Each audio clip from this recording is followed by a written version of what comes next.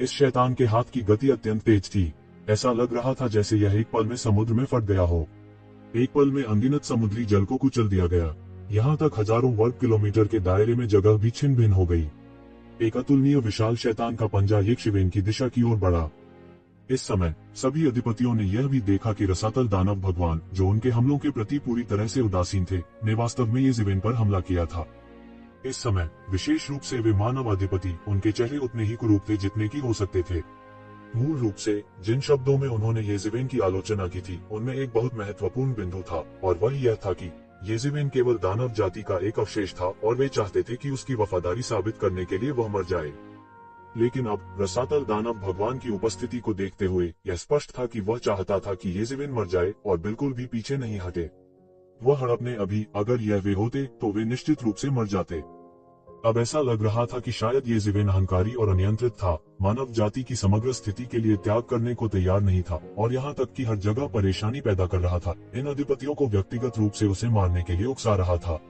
लेकिन यह कहना कि वह राक्षस जाति के साथ सांठगांठ कर रहा था, बस उनकी अपनी कल्पना थी। लेकिन इस समय किसी को इस बात की परवाह नहीं थी। रसातल दानव भगवान के हाथों में यज़वेन निस्संदेह मर जाएगा। छप छप, बड़ा हाथ जहां भी गया, अंतरिक्ष पूरी तरह से बिखर गया और समुद्री जल पूरी तरह से वाष्पित हो गया। इस स्तर पर एक विशेषज्ञ एक क्षेत्र को केवल एक पंच या लात से नष्ट कर सकता है। और इस समय जब दानव का हाथ यज़वेन को हथियाने वाला था, इस समय यूलियान ने आखिरकार जादुई व्यूह तैयार किया।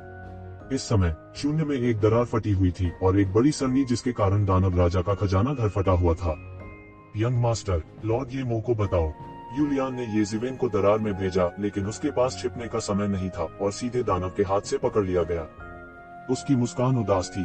अनगिनत साल बीत चुके थे और वह अभी भी प्रशंसा का एक शब्द भी नहीं कह सकती थी, और उसका सर्वनाश होने वाला था। टकराना, मौके पर वह सीधे खून की धुंध के बादल में बदल गई और मौके पर ही विस्फोट हो गया और उसकी मूल आत्मा का एक निशान नष्ट हो गया। रसातल दानव भगवान, मैं निश्चित रूप से आपके शरीर के टुकड़े टुकड़े कर दूंगा। यज़वेन, जो दरार में था, केवल इस दृश्य को देख सकता था और कुछ भी नहीं कर सकता था। उसके क्रोधित दिव्य विचारों ने हवा को हिला दिया और एक विशाल दहाड़ में बदल गया, जो पूरे ग्रह में फैल गया। वह वास्तव में भाग गया। रसातल दानव राजा थोड़ा बौहे। उसने स्वाभाविक रूप से अपने दिल में बेहद पछताया।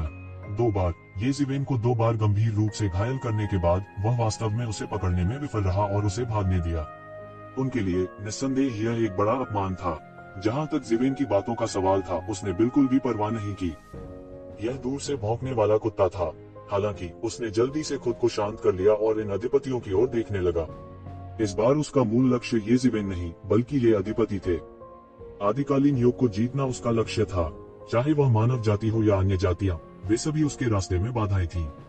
यदि वह इस ग्रह पर एकत्रित सभी अधिपतियों को मार सकता है, तो वह निश्चित रूप से आदिकाल में सभी जातियों की जीवन शक्ति को बहुत नुकसान पहुंचा सकेगा। यह उसके लिए आदिकालीन युग पर विजय प्राप्त करने की कुछ बाधाओं को दूर कर देगा।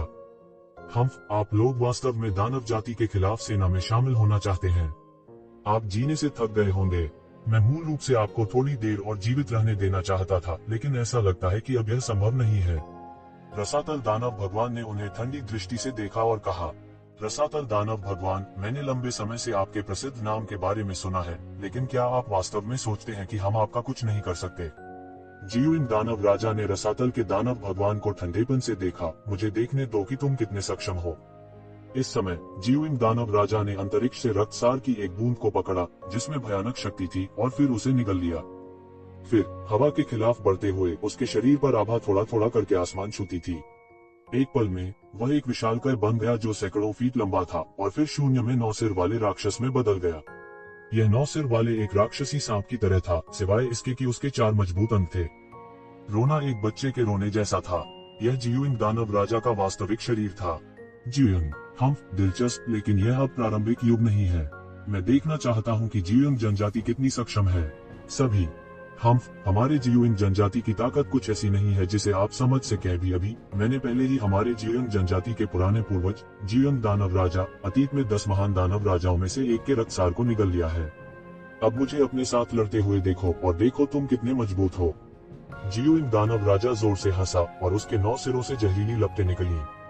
अशांत धाराओं की लहरें शून्य में आपस में जुड़ी हुई हैं, जिससे एक बेहद खतरनाक पानी और आग का जाल बन गया है, और तुरंत रसातल दानव भगवान को ढंक दिया। जीवइन दानव राजा के वास्तविक शरीर का सामना करते हुए रसातल दानव भगवान ने आखिरकार उसे पहले की तरह नीचे नहीं देखा। वह बाहर निकला और शून्य में कानून के प्रकाश की किरणें दिखाई दी। बूम! दोनों पक्षों में भीषण टक्कर हुई। एक तरफ राक्षसी लपटों से भरा हुआ था और दूसरी तरफ निर्दयी पानी और आग थी। शून्य में टक्कर भयानक थी। रसातल दानव भगवान, मेरी तलवार खा लो। इसके तुरंत बाद आकाश में एक और भयानक दबाव दिखाई दिया और आकाश में एक विशाल सूर्य की तरह एक लंबी तलवार दिखाई दी। इस समय शून्य में ऐसा लग रहा था जैसे एक महान राजा अचानक प्रकट हुआ हो और वह शून्य को घूर रहा था, जैसे कि वह दुनिया को जीत रहा हो, सब कुछ जीतने के लिए एक लंबी तलवार पकड़े हुए हो। यह असली सन किंग तलवार थी, नकली सन किंग तलवार नहीं। इसमें एक ऐसी शक्ति थी जो साधारण नकली सन किंग तलवार से कहीं अधिक थी।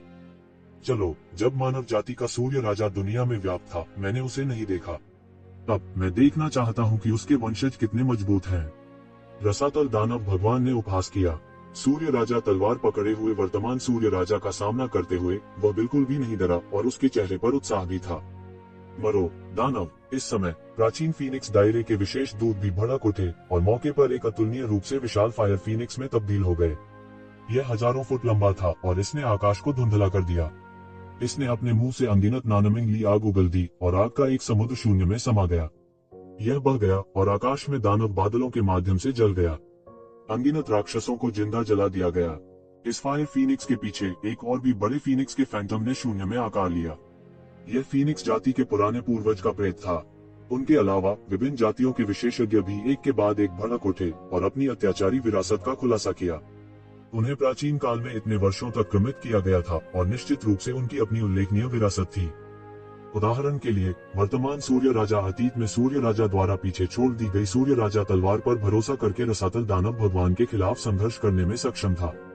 यह एक शक्तिशाली दैवीय उपकरण था जो सूर्य राजा की विश्व विजय में उसके साथ था। अनगिनत साल बीत जाने के बाद भी और यहाँ तक कि सूर्य राजा भी अतीत में गिर गया था, फिर भी इसने अपनी दुर्जय शक्ति को बनाए रखा। तुच्छ कौशल, मेरे लिए तोड़ो! रसातल दानव भगवान जोर से चिल्लाया और अनगिनत दानव युवान उसके शरीर से बाहर निकल गए। उसके बाद एक अधूरा नक्शा धीरे धीरे ऊपर उठा। यह प्रसिद्ध यिन यांग जीवन और मृत्यु आरेख था। अतीत में ये जिवेन ने यिन यांग जीवन और मृत्यु आरेख का एक छोटा सा हिस्सा प्राप्त किया था। इस समय यिन और यांग की शक्ति ने आकाश को भर दिया। इन सभी हमलों को यिन यांग जीवन और मृत्यु आरेख द्वारा अवरुद्ध किया गया था और रसातल दानव भगवान को बिल्कुल भी घायल नहीं कर सका। इसके अलावा ये सभी हमले यिन और यांग की शक्ति में तब्दील हो गए थे और रसातल दानव भगवान द्वारा अवशोषित कर लिए गए थे। जैसा कह रहा है, अराजकता यिन और यांग को जन्म देती है। अराजकता की शक्ति के अलावा यिन और यांग की शक्ति उच्चतम स्तर की शक्ति थी।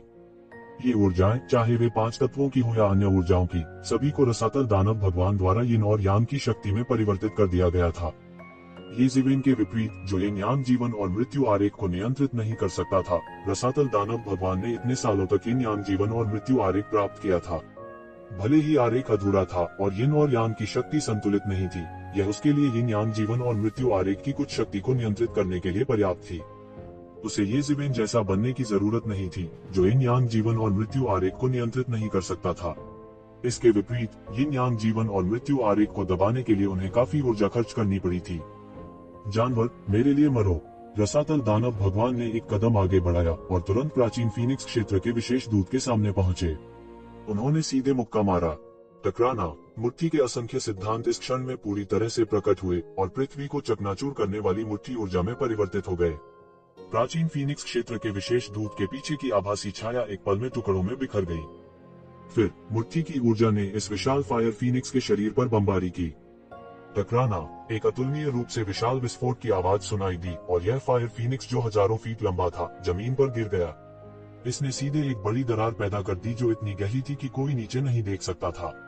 पता ही नहीं चल पाता था कि यह दरार हजारों मील लंबी थी और पल भर के लिए समुद्र उलट गया था। ये एक शिवेन से बेहतर नहीं था। रसातल दानव भगवान की भयानक ताकत इस समय पूरी तरह से प्रकट हुई थी। पफ! इस फायर फीनिक्स ने मुंह से खून बहाया। यह फीनिक्स का रक्तसार था। अगर इसे बाहर की दुनिया में बेचा जाता तो इसके एक एक औंस की कीमत बेशकीमती होती।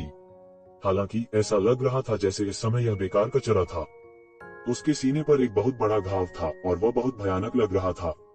उसने केवल एक मुक्के से राजा के पद के एक अधिपति को पंगु बना दिया था।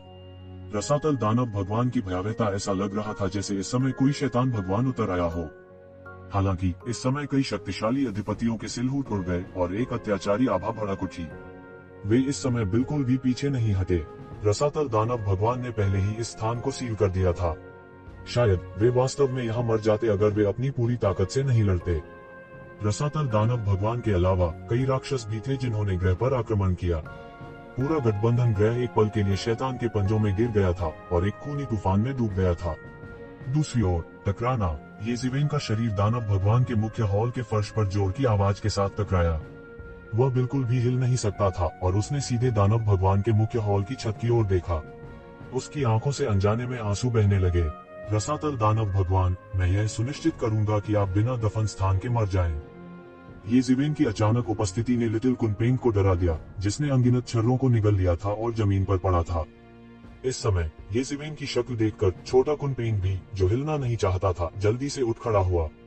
हालांकि वह एक बच्चे की तरह अज्ञानी था, लेकिन वह अज्ञानी नहीं था। इसके अलावा उसके और येज़िवेन के बीच एक अनुबंध था। इस समय उसने जल्दी से दानव क्षेत्र में प्रतिबंध खोल दिया और फिर उसमें सभी छर्रों को जला दिया, उन्हें ऊर्जा की एक धार में बदल दिया, जो कि येज़िवेन के शरीर में प्रवाहित होने लगी। उनके लिए व्यर्थ की कोई अवधारणा ही नहीं थी। वह येज़िवेन के खूनी रूप से पूरी तरह से डर गया था, जैसे कि वह किसी भी समय मर जाएगा। उसके लिए जब उसने अपनी आंखें खोली तो उसने जो पहला व्यक्ति देखा वह उसके पिता के समान था। येज़िवेन, जो उसकी देखभाल कर रही थी, एक बच्चे की तरह थी।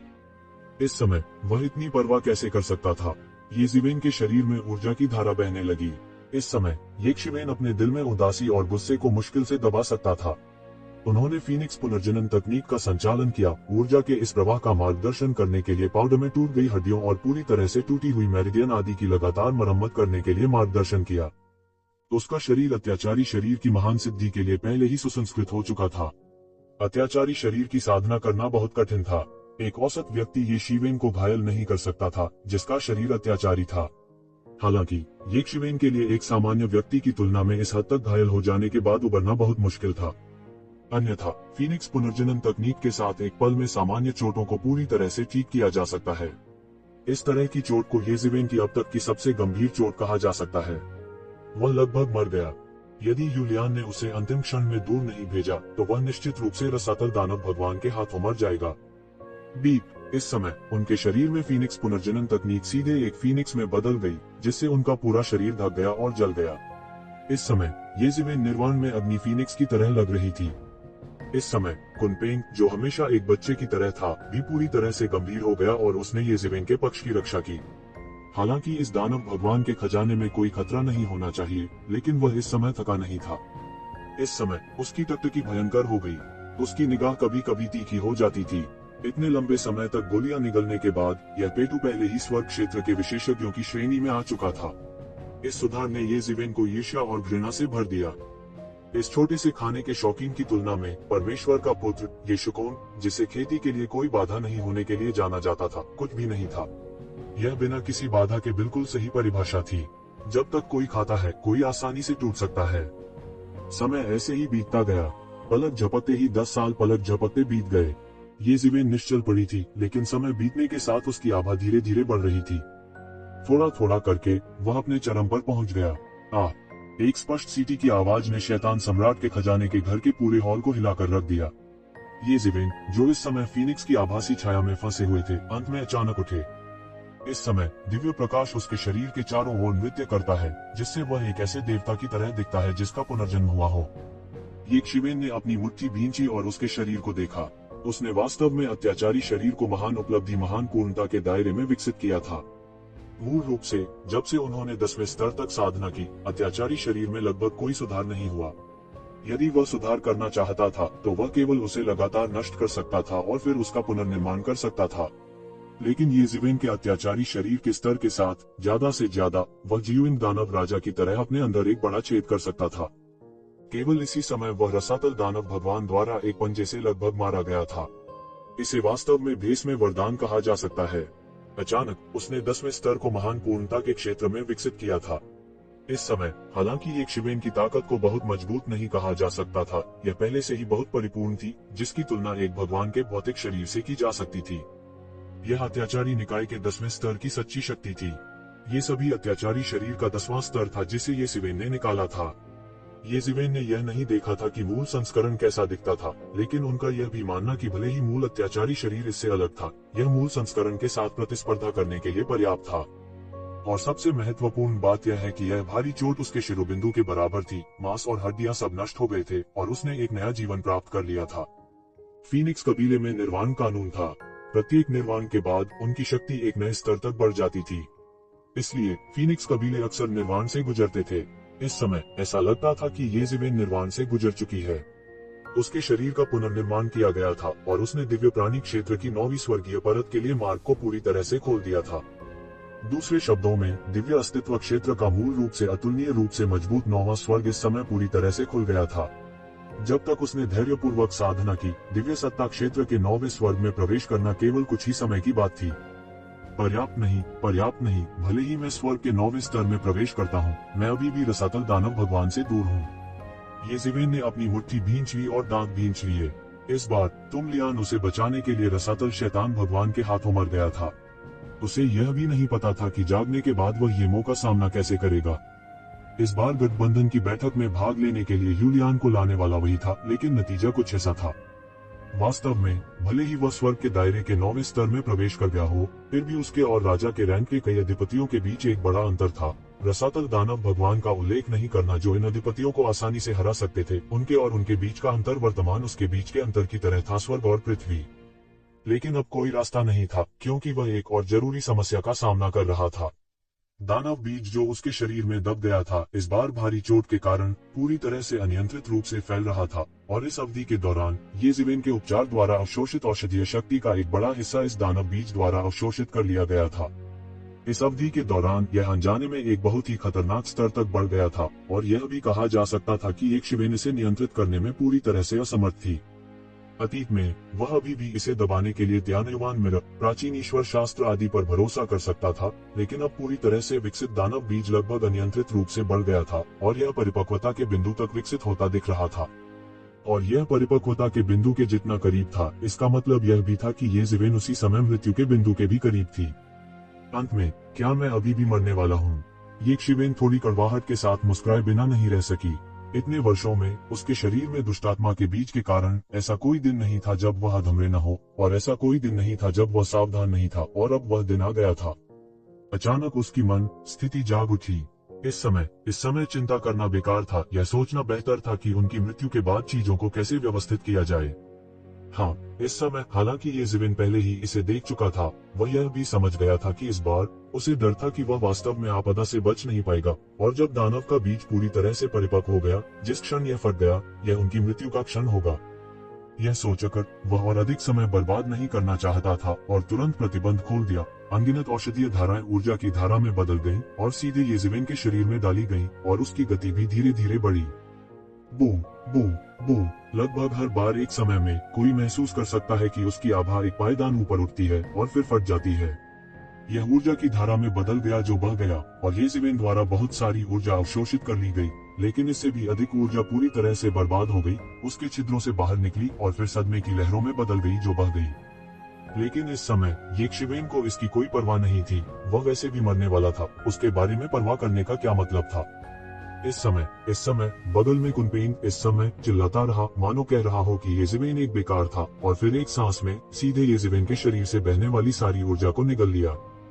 हालांकि यह अभी भी एक छोटा शरीर था, इसका क्षेत्र पहले ही दिव्य क्षेत्र के प्रारंभिक चरण में प्रवेश कर चुका था, और इसमें पहले से ही कुछ दबंग आभा थी जैसे कुनपेन दुनिया को निगल रहा था।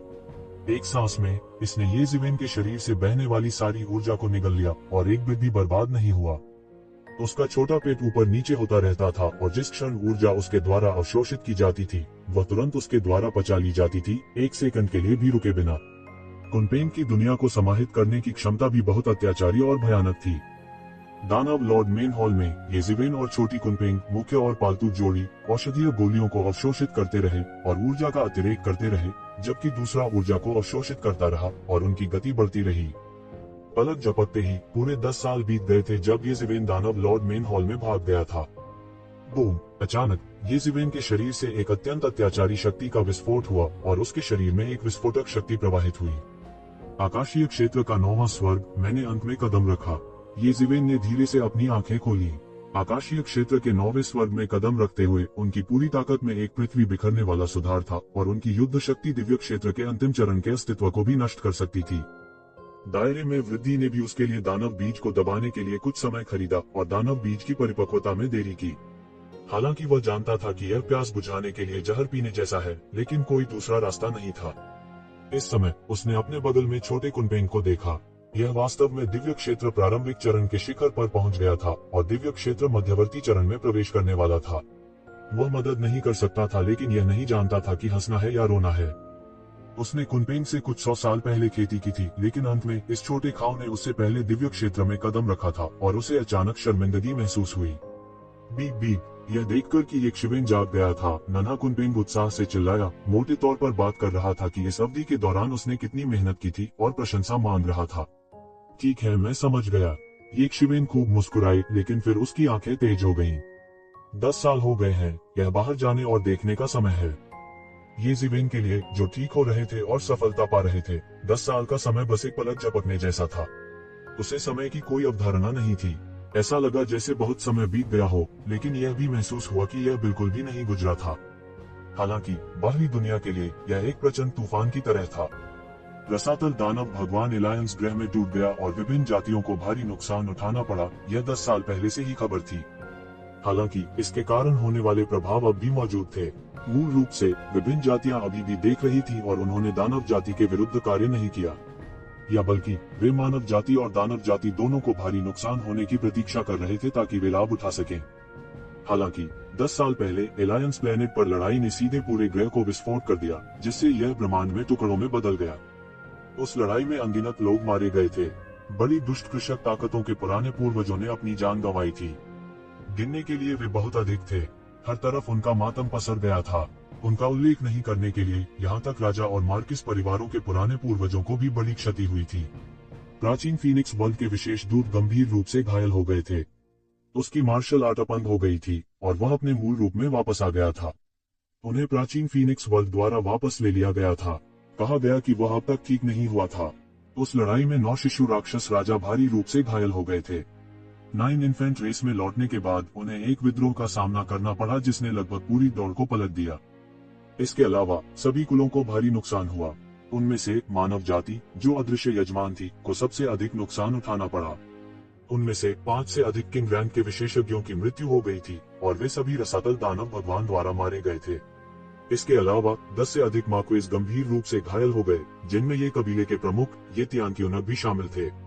वह भी उस लड़ाई में गंभीर रूप से घायल हो गया था और लगभग मर ही गया था। मानव जाति के नुकसान बहुत बड़े थे, हालांकि इसके लाभ भी थे। विभिन्न जातियों द्वारा कुछ चोटी के आकाशीय क्षेत्र और किंग ग्रेड विशेषज्ञों को खो देने के बाद विभिन्न जातियों को अंततः एहसास हुआ कि रसातल दानव भगवान कितना भयानक था। अंत में विभिन्न जातियों को एहसास हुआ कि रसातल दानव भगवान कितना भयानक था। यदि यह स्थिति बनी रही तो यह केवल कुछ समय पहले की बात है जब दानव जाति ने मानव जाति की रक्षात्मक रेखा को तोड़ दिया। एक बार मानव जाति के टूटने के बाद दानव जाति, जिसकी उजाड़ युग में पैर जमाने वाली थी, अनगिनत मनुष्यों को जल्दी से मानव राक्षसों में बदल देगी। उस समय मानव जाति को अपने पांव के रूप में रखते हुए वे दुनिया को मिटा देंगे। दानव कबीले के साथ पिछले युद्ध में दानव कबीले ने ऐसा ही किया। मानव कुल के हाथों में मानव कुल की विशाल जनसंख्या मात्र एक विशाल जनसंख्या थी।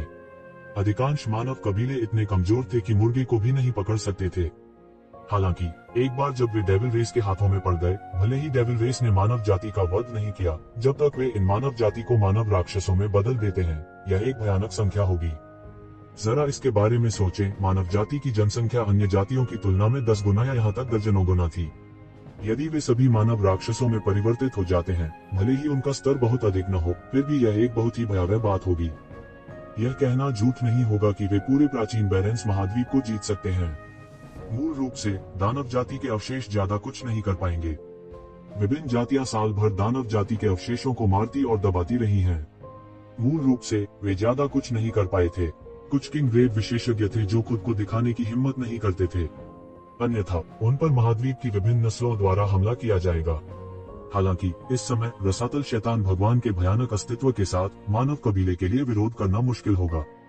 यहाँ तक अगर उनके पास कुछ पुश्तैनी कलाकृतियां होती तो भी वे ज्यादा कुछ नहीं कर पाते। इसलिए विभिन्न कारणों से विभिन्न जातियां जो किनारे से देख रही थी, लड़ाई में शामिल हो गईं। कई शीर्ष विशेषज्ञ दानव जाति पर संयुक्त रूप से हमला करने के लिए मानव कबीले के रॉयल कोर्ट में गए।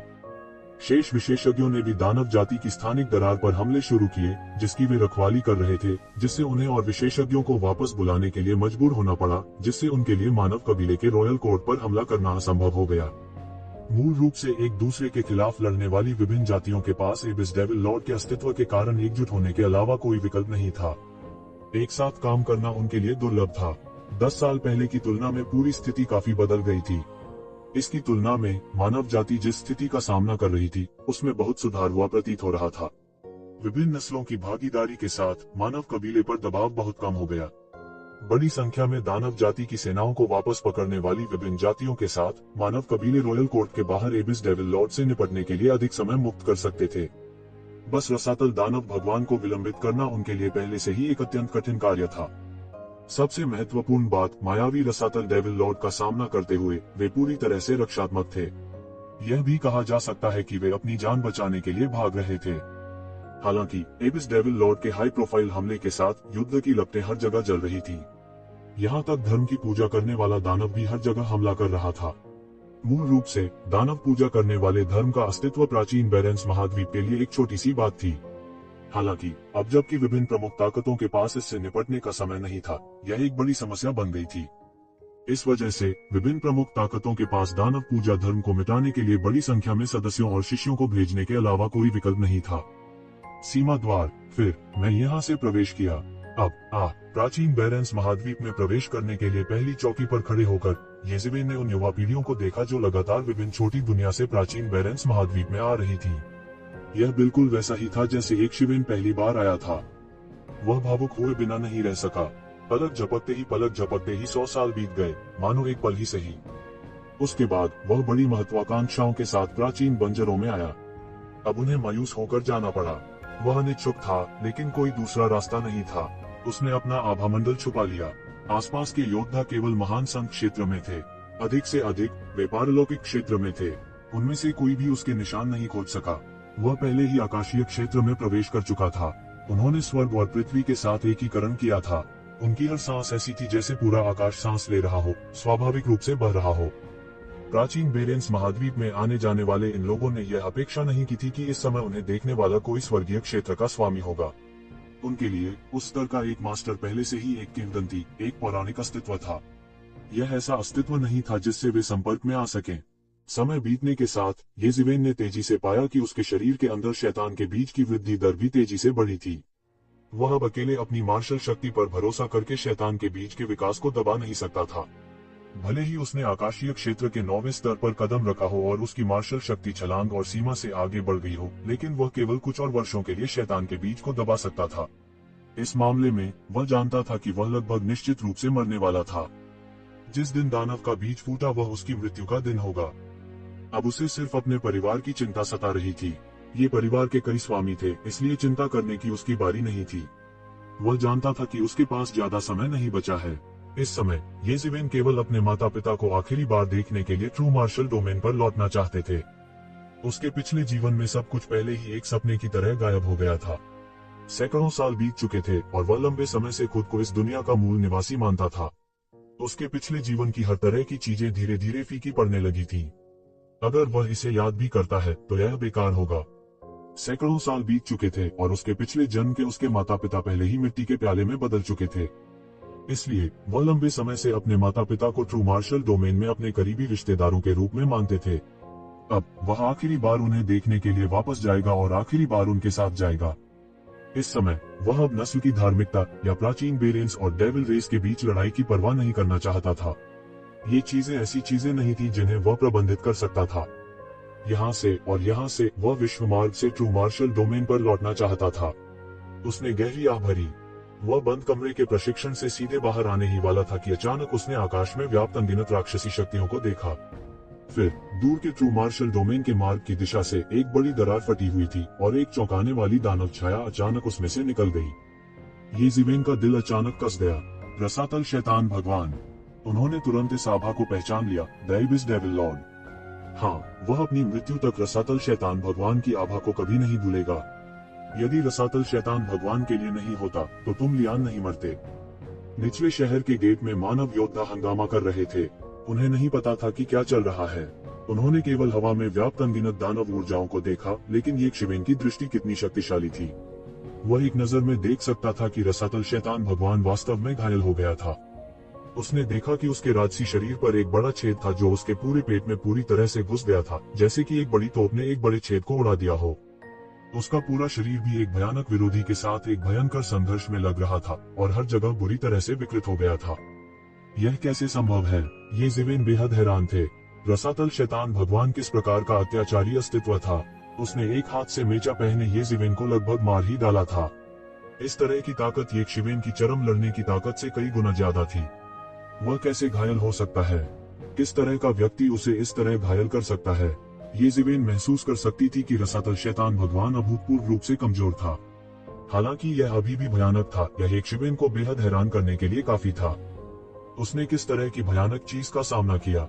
वह ट्रू मार्शल डोमेन के मार्ग से बाहर क्यों आया? ये शिवेन तुरंत चौंक गई। उसके मन में एक साथ अनगिनत विचार कौंध गए, और जब वह अभी भी चौंक गया था, उसने रसातल शैतान भगवान को शून्य से उड़ते हुए देखा और फिर सीधे नीचे पकड़ लिया। पूरे शहर के फाटक में हर कोई खून की धुंध में बदल गया था जिसने आकाश को भर दिया था, और फिर खून की धुंध की एक धार बन गई थी जिसे सीधे उसके मुंह में खींच लिया गया था। तुरंत उसका पूरा शरीर थोड़ा बेहतर हो गया था और उसके घाव स्पष्ट रूप से छोटे हो गए थे।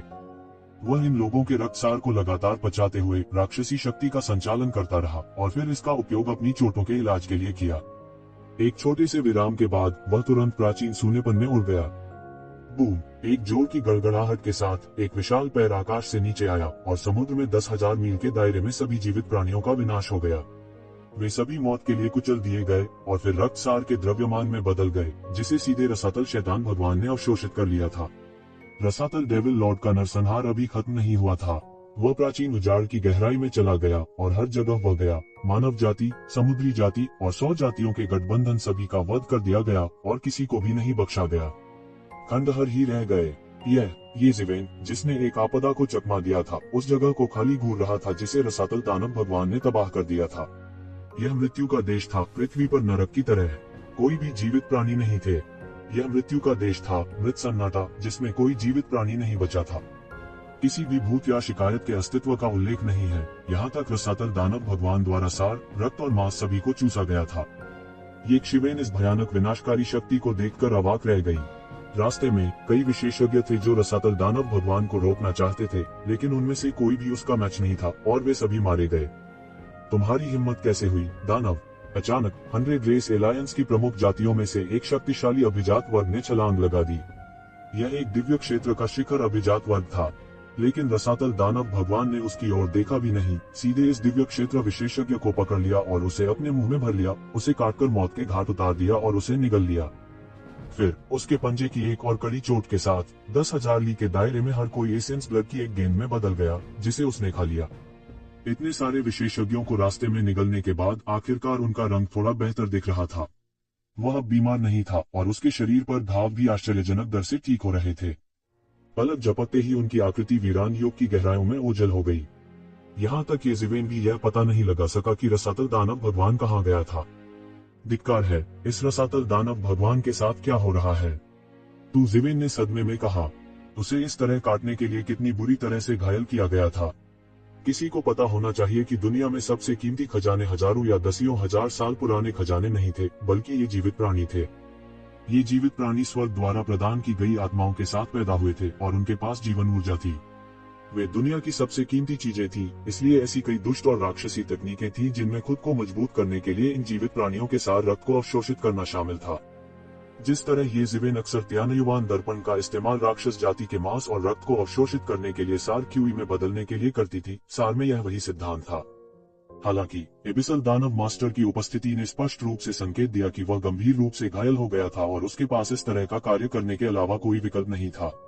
यह सिर्फ इतना था कि फसल काटने का उनका तरीका ये ज़िवेन की तुलना में कहीं अधिक क्रूर था। 10,000 ली के भीतर सभी जीवित प्राणियों को नष्ट कर दिया, उन सभी को सार ऊर्जा में बदल दिया ताकि वे खुद को पोषित कर सकें। हालांकि ये ज़िवेन को जिस बात ने और भी हैरान कर दिया वह यह थी कि रसातल के शैतान भगवान अप्रत्याशित रूप से घायल हो गए थे। किसी को पता होना चाहिए कि एबिस डेविल लॉर्ड कोई ऐसा व्यक्ति था जो दर्जनों राजा रैंक के विशेषज्ञों के हाथ मिलाने पर भी उसे हमला करने के लिए मुश्किल से मजबूर कर सकता था। तो किस तरह का व्यक्ति वास्तव में उसे इस हद तक घायल कर सकता है कि उसके पास खेदजनक स्थिति में वापस प्राचीन बैरन में भाग जाने के अलावा कोई विकल्प नहीं था। अगर वह इसके बारे में नहीं सोचता तो अच्छा होता, लेकिन अगर वह वास्तव में इसके बारे में सोचता तो यह बेहद भयानक होता। रसातल दानव भगवान दानव जाति और उजाड़ युग के बीच महान युद्ध से बच गया था और यह कहा गया था कि उसका साधना क्षेत्र छलांग और सीमा से आगे बढ़ गया था। उसे इस हद तक और कौन घायल कर सकता है? इससे भी महत्वपूर्ण बात यह है कि रसातल दानव भगवान ट्रू मार्शल डोमेन से प्राचीन बैरन में लौट आए थे। येज़िवेन का दिल तुरंत कड़ा हो गया और वह तुरंत ट्रू मार्शल डोमेन के गलियारे की ओर दौड़ पड़ा। प्राचीन बैरेंस महाद्वीप के मार्शल दाव मानकों के साथ रसातल दानव भगवान शायद एक ही हथेली के प्रहार से पूरी दुनिया को नष्ट कर सकता है। रसातल दानव भगवान की चोटों को देखते हुए अगर उन्होंने ट्रू मार्शल डोमेन को चुना तो ट्रू मार्शल डोमेन समाप्त हो जाएगा। यह सोचकर येज़िवेन रसातल दानव भगवान की परवाह करना जारी रखने के मूड में नहीं था। वैसे भी रसातल दानव भगवान से निपटने के लिए स्वाभाविक रूप से कोई होगा। स्विश, उसका आंकड़ा सीधे विशाल आकाश के माध्यम से फट गया और जब वह फिर से प्रकट हुआ तो वह पहले से ही ट्रू मार्शल डोमेन के मार्ग के प्रवेश द्वार के किनारे था। यह प्रवेश द्वार बहुत छिपा हुआ था, लेकिन जो एक बार यहाँ आ गया उसके लिए यह कोई समस्या नहीं थी। उसने सीधे प्रवेश द्वार पाया और अंदर घुस गया। जब वह एक बार फिर पूरे मार्ग से गुजरा और ट्रू मार्शल डोमेन पर पहुंचा तो 10 दिन बाद ही यह हो गया था। लंबे स्थानिक मार्ग से गुजरना उसके लिए अभी भी बहुत लंबी बात थी और उसके लिए सीधे उस तक पहुंचना असंभव था। एक जानी पहचानी गंध उसकी नाक में घुस गई। वह मदद नहीं कर सका, लेकिन एक गहरी सांस ली।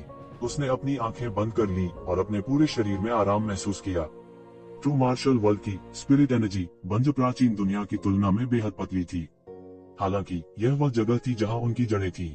यहीं पर उनकी असली नींव पड़ी। उसकी दिव्य इच्छा तुरंत बह गई और अचानक उसने पाया कि एक विशाल युद्ध क्षेत्र दूर नहीं था। युद्ध के मैदान में इसे लाशों का मैदान कहा जा सकता है। अनगिनत विशेषज्ञों की लाशें युद्ध के मैदान में पड़ी हैं। तरह तरह के झंडे, तरह तरह के रथ, औजार, सब रण क्षेत्र में कचरे की तरह ढेर हो गए। उनके शिष्य अचानक सिकुड़ गए और ऐसा इसलिए था क्योंकि उन्होंने पाया कि इस विशाल युद्ध के मैदान में अधिकांश लोग वास्तव में बाईमोजियाओ के शिष्य थे। हालांकि उन्होंने अपने मानवीय रूपों को बहाल कर लिया था, येज़िवेन का मानना कि वह कभी भी उनके शरीर पर बाईमोजियाओ की आभा की गलती नहीं करेगा। दूसरी ओर विभिन्न संप्रदायों के शिष्य थे और उनमें से अधिकांश ट्रू मार्शल विश्वविद्यालय के शिष्य थे। ऐसा लग रहा था जैसे उन्होंने बाईमोजियाओ के खिलाफ लड़ने के लिए एक गठबंधन बना लिया हो। यह कैसे संभव है? येज़िवेन को थोड़ा अजीब लगा। जाने से पहले उन्होंने दशकों तक ट्रू मार्शल यूनिवर्सिटी के लिए लड़ाई लड़ी और ट्रू मार्शल डोमेन में सभी प्रमुख ताकतों पर विजय प्राप्त की और ट्रू मार्शल यूनिवर्सिटी के बैनर पर लौट आए। यह कहा जा सकता है कि true martial university true martial domain में सबसे बड़ी ताकत थी। हालांकि कई अन्य छोटे संप्रदाय और बल थे, वे सभी ट्रू मार्शल यूनिवर्सिटी के अधीन थे। हुआन युआन पैलेस हॉल जैसी ताकत का होना असंभव था, जो ट्रू मार्शल यूनिवर्सिटी के बराबर था। और बाईमोजियाओ हमले का फोकस थी। चाहे वह ट्रू मार्शल डोमेन में हो या प्राचीन बैरेंस में, बाईमोजियाओ शैतान जाति के आक्रमण की अगुआ थी। यह कहा जा सकता है कि वे मानव जाति के गुप्तचर थे और ट्रू मार्शल डोमेन हमेशा शैतान जाति के खतरे का सामना कर रहा था। इस खतरे को कम करने के लिए येज़िवेन ने जाने से पहले विशेष रूप से बाईमोजियाओ का सफाया कर दिया। हालांकि सैकड़ों साल बीत चुके थे, लेकिन बाईमोजियाओ की शक्ति इतनी जल्दी ठीक नहीं हो सकी, है ना? कोई फर्क नहीं पड़ता कि उसने इसे कैसे देखा। ट्रू मार्शल डोमेन में भी विशेषज्ञों की एक नई पीढ़ी तैयार करने में सैकड़ों या हजारों साल लगेंगे। यह वही था। सैकड़ों वर्षों की एक छोटी सी अवधि में बाईमोजियाओ उस बिंदु पर पहुंच गया था जहां वह ट्रू मार्शल यूनिवर्सिटी के साथ प्रतिस्पर्धा कर सकता था। कोई फर्क नहीं पड़ता कि उसने इसे कैसे देखा, यह बिल्कुल सही नहीं था। येज़िवेन यह सोचकर थोड़ा चिंतित हो गया। इसके अलावा abyss devil lord true martial domain से बाहर आ गया था। इससे उनकी चिंता और बढ़ गई थी। येज़िवेन की दिव्य भावना तुरंत बह गई। संपूर्ण युद्ध क्षेत्र अनायास ही उनकी दिव्य भावना से आच्छादित हो गया था। यह कहा जा सकता है कि युद्ध क्षेत्र अराजकता में था। ट्रू मार्शल यूनिवर्सिटी के अनगिनत शिष्य और बाईमोजियाओ इस युद्ध के मैदान में दुखद रूप से मारे गए थे। उनका आक्रोश दुर्भावनापूर्ण भूतों में बदल गया था, आकाश को मिटा दिया और एक ऐसा युद्ध क्षेत्र बना दिया जिसने सूरज को मिटा दिया। येज़िवेन इस युद्ध के मैदान को शुद्ध करने वाली थी। अचानक उसकी निगाह युद्ध के मैदान के एक छोर पर जा टिकी। कई विशेषज्ञ खतरनाक जगह पर फंस गए थे। इस खतरनाक घाटी के बाहर अनगिनत भूत लगातार हमला कर रहे थे। यह 3 पुरुषों और 2 महिलाओं का समूह था। उन पांचों ने घाटी के प्रवेश द्वार को अवरुद्ध करने के लिए एक मैट्रिक्स तकनीक का अभ्यास किया था। इसलिए ये भूत अंदर नहीं जा सकते थे। हालांकि फिर भी यह उनके लिए बहुत कठिन था। ये भूत मौत से नहीं डरते थे। इतना ही नहीं, उनके साथ खिलवाड़ किया जा रहा था, इसलिए वे इस समय उनकी ओर दौड़ रहे थे। धिक्कार है, उनमें से इतने सारे क्यों हैं? वे अंतहीन हैं। इस समय उन 3 आदमियों में उनमें से एक हट्टा कट्टा आदमी था जो लोहे की मीनार जैसा दिखता था। वह अपने बिस्वा दशा में एक युवा योद्धा लग रहा था। वह गरजता है और एक शक्तिशाली बल के साथ मुक्का मारता है, उन भूतों को खदेड़ता है जो उन पर हमला कर रहे थे। हालांकि यह बेकार था। उसने कितने भी भूतों को खदेड़ा, वह इन भूतों की घेराबंदी से नहीं बच सका क्योंकि उनमें से बहुत सारे थे। ये फेंग्यून, यह सब तुम्हारी गलती है। आपने कहा था कि आप इस प्राचीन युद्ध के मैदान में आना चाहते हैं। अब हम यहाँ मरने जा रहे हैं। इस समय 3 आदमियों के बीच 20-20 साल का एक युवक जोर से शिकायत किए बिना नहीं रह सका। मेरे भाई के बारे में शिकायत मत करो। इसके अलावा हमने युद्ध के मैदान में प्रवेश करने से पहले सभी की राय ली है। हमने आपको मजबूर नहीं किया। जब आपकी फसल हुई तो आपने कुछ क्यों नहीं कहा? अब जब हम खतरे में हैं, तो आप मेरे भाई पर सब कुछ दोष देना चाहते हैं? बिल्कुल नहीं। उन दोनों महिलाओं में से एक लड़की, जो लगभग 15 या 16 साल की लग रही थी, ने असंतोष के साथ कहा। उन्होंने हल्के पीले रंग का गाउन पहना हुआ था। इस समय यह पहले से ही खून से सना हुआ था। वह भी अब तक लड़ते लड़ते बहुत थक चुकी थी। सूली, मेरा यह मतलब नहीं था। 20-20 साल के युवक ने जल्दी से अपना हाथ हिलाया और कहा। ऐसा लग रहा था कि उसे लड़की की राय की परवाह है। भूल जाओ, कुछ मत कहो। अंत में अपने शुरुआती बिस्वा दशा में युवा कहने के अलावा और कुछ नहीं कर सका। निश्चिंत रहो, भले ही मैं आज मर जाऊं, मैं तुम्हें यहाँ मरने नहीं दूंगा। वर्तमान स्थिति स्पष्ट है कि कोई इन भूतों को पीछे से जोड़ तोड़ कर रहा है, और मुझे लगता है कि बाई मुजियो के शैतान लोग ही इन भूतों को लामबंद कर सकते हैं। इस वक्त मैं हिल नहीं रहा हूँ क्योंकि मैं उसके बाहर आने का इंतजार करना चाहता हूँ, वरना अगर हम जबरन घेरा तोड़कर भी निकल आते हैं तो मुझे डर है कि नतीजा अच्छा नहीं होगा। ये फेग्यून सही है। भले ही आज हम सभी यहाँ मर जाते हैं, इसे एक योग्य मृत्यु माना जा सकता है। इस समय बची हुई 2 लड़कियों में से एक, हरे रंग की कपड़े पहने 20 साल की लड़की, इस समय बोलने से खुद को रोक नहीं सकती थी। उसका सुंदर चेहरा भी थकावट से भरा हुआ था। वह नहीं जानती थी कि यह लड़ाई कब से चल रही थी। वह पहले से ही थोड़ी थकान महसूस करने लगी थी, लेकिन उसके चेहरे पर डर का लेशमात्र भी निशान नहीं था। मैंने कुछ नहीं कहा, 20-20 साल के युवक ने असंतोष के साथ कहा। इस समय शून्य से अजीब हंसी की एक श्रृंखला सुनाई दे रही थी। जी, मुझे उम्मीद नहीं थी कि यह पुराना पूर्वज यहाँ ट्रू मार्शल यूनिवर्सिटी के कुछ छोटे बदमाशों से मिलेगा। आप सिर्फ एक तुच्छ साधु क्षेत्र हैं और आप इधर उधर भागने की हिम्मत करते हैं। क्या आपके बड़ों ने आपको दौड़ना नहीं सिखाया था आसपास? क्या आप वास्तव में सोचते हैं कि यह वह समय है जब आपका ट्रू मार्शल विश्वविद्यालय दुनिया पर राज करता है? हे, मैंने यहाँ कुछ ट्रू मार्शल स्कूल वासियों से मिलने की उम्मीद नहीं की थी। एकमात्र साधु क्षेत्र चारों ओर दौड़ने का साहस करता है। क्या आपके बड़ों ने आपको इधर उधर न भागना नहीं सिखाया? क्या आप वास्तव में सोचते हैं कि यह अभी भी आपके ट्रू मार्शल स्कूल के लिए दुनिया पर राज करने का समय है? इस उदास और कर्कश आवाज के साथ शून्य में एक दानव छाया दिखाई दी। यह एक लबादे में छिपी एक पतली आकृति थी। उसका चेहरा नहीं देखा जा सकता था, लेकिन 2 बड़ी रक्त लाल आंखें उन्हें क्रूरता से घूर रही थी। दानव, तुम मरने के लायक हो। हर किसी को तुम्हें दंड देने का अधिकार है। इस समय ये फेंग्यून नाम का युवक अपने दांत पीसते हुए कहने से खुद को रोक नहीं सका। हा, दानव, जैसा कि कहा जाता है, जीवन उतार चढ़ाव से भरा है। अतीत में आपका ट्रू मार्शल स्कूल दुनिया में अजेय था, लेकिन अब क्या है, हमारे दानव पूजक धर्म की सेना के अधीन आप निरंतर पीछे हट रहे हैं। अब दुनिया में कई संप्रदाय हमारे दानव पूजा धर्म में शामिल हो गए हैं। हम इस समय वास्तविक प्रवृत्ति हैं। आप दयनीय मिनियन हैं जो प्रवृत्ति में बाधा डाल रहे हैं। दुबली आकृति ने बेतहाशा हंसते हुए कहा। जब हम दुनिया को एकजुट करेंगे तो आप ट्रू मार्शल यूनिवर्सिटी के अवशेष शैतान होंगे। दानव, बकवास मत करो। अगर तुम्हारे पास क्षमता है तो आओ। इस समय मीना रूपी युवक ने असमंजस के साथ कहा। उसकी आवाज एक बड़े डिब्बे की तरह दबी हुई थी। वह घायल होना चाहिए, अन्यथा वह बहुत पहले ही एक कदम उठा चुका होता। इन भूतों को हमला करने की इच्छा के बिना आदेश देने की कोई आवश्यकता नहीं है। इस समय 20-20 वर्ष के युवक ने एक नजर में इस पर गौर किया। यह सही है, लेकिन जब तक मैं तुम सबको खाऊंगा, इस बूढ़े आदमी की चोटें ठीक हो जाएंगी। क्या आप जानते हैं कि इस बूढ़े व्यक्ति की चोटें किसने छोड़ी? ये आपके अच्छे स्कूल मास्टर हुआंग वू जी हैं। अब जब मैं आपके ट्रू मार्शल स्कूल से घायल हो गया हूँ, तो मैं आपके ट्रू मार्शल स्कूल के लोगों के खून से चुकाऊंगा। दुबली दानव छाया ने उपहास किया। आपको भागने के बारे में सोचने की जरूरत नहीं है। भले ही आप गंभीर रूप से घायल हों, आप मेरे विरोधी नहीं हो सकते। पारलौकिक क्षेत्र के नीचे चींटियां हैं। यहाँ तक कि एक महान संत भी ऐसा ही होता है। आप केवल ऋषि लोग को छोड़ दें। आप इतनी कम उम्र में साधु क्षेत्र में प्रवेश कर सकते हैं। आपको ट्रू मार्शल स्कूल में जीनियस माना जा सकता है। दुर्भाग्य से मुझे जीनियस को मारना सबसे ज्यादा पसंद है, खासकर आप जैसे जीनियस को। उद्धरण चिन्ह। टस्क टस्क, मुझे इस तरह के जीनियस के खून का स्वाद चखने में काफी समय हो गया है। जैसा कि दुबली आकृति ने कहा, उसने अपनी उंगली भी अपने मुंह में डाल ली और उसे चाट लिया, जैसे कि वह भावना को याद कर रही हो। बहुत ही घिनौना। ये ज्वेली इस दुबली पतली आकृति को घृणा की दृष्टि से देखे बिना न रह सकी। घृणित, इससे कोई फर्क नहीं पड़ता। टीएस टीएस, छोटी लड़की, तुम बहुत सुंदर हो। मैं तुम्हें खाने के लिए सहन नहीं कर सकता। यह कैसा है? तुम मेरी भट्टी भी बन सकते हो। इस तरह तुम लंबे समय तक जीवित रह सकते हो। भूत ने व्यंग्य से कहा।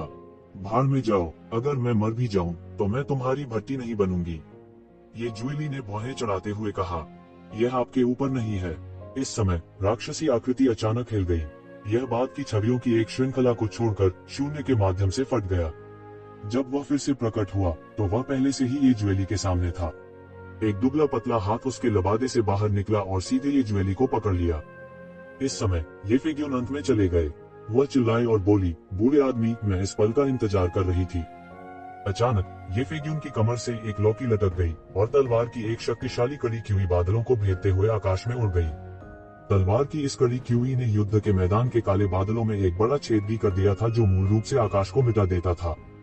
फिर यह तलवार आभा लौकी से निकली और तुरंत भूत की ओर गिर गई। टकराना। तलवार की आभा ने पूरे अंतरिक्ष को टुकड़े टुकड़े कर दिया। जब वह भूत से टकराने ही वाला था कि उसके पीछे से एक अजीब सी हंसी आई। वह भूत जो तलवार की आभा से कटने वाला था अचानक गायब हो गया। वह हवा में गायब हो गया और सीधे उसके पीछे आ गया। बूम! तलवार की आभा सीधे बह गई और रास्ते में अनगिनत भूतों को मार डाला। इसने सीधे जमीन पर एक बड़ी दरार छोड़ी जो 10 मीटर गहरी, 10 मीटर चौड़ी थी और अज्ञात मीटर तक फैली हुई थी। इससे पता चलता है कि तलवार की यह आभा कितनी भयानक थी। टस्क, मैं देख सकता हूँ कि आपके पास तुरुप का इक्का है। आप वास्तव में इन भूतों के घेरे में इतने शांत हैं। क्या आपको लगता है कि मेरे पास कोई बचाव नहीं होगा? अजीब हंसी के साथ डेविल क्यूई की एक धारा सीधे येफेग्योन के पीछे घनीभूत हो गई, एक राक्षसी आकृति में घनीभूत हो गई। यह अभी पुराना शैतान था। टकराना। इस राक्षसी आकृति ने सीधे एक पतले शैतान के पंजे को फैलाया और येफेग्योन के शरीर पर कट गया।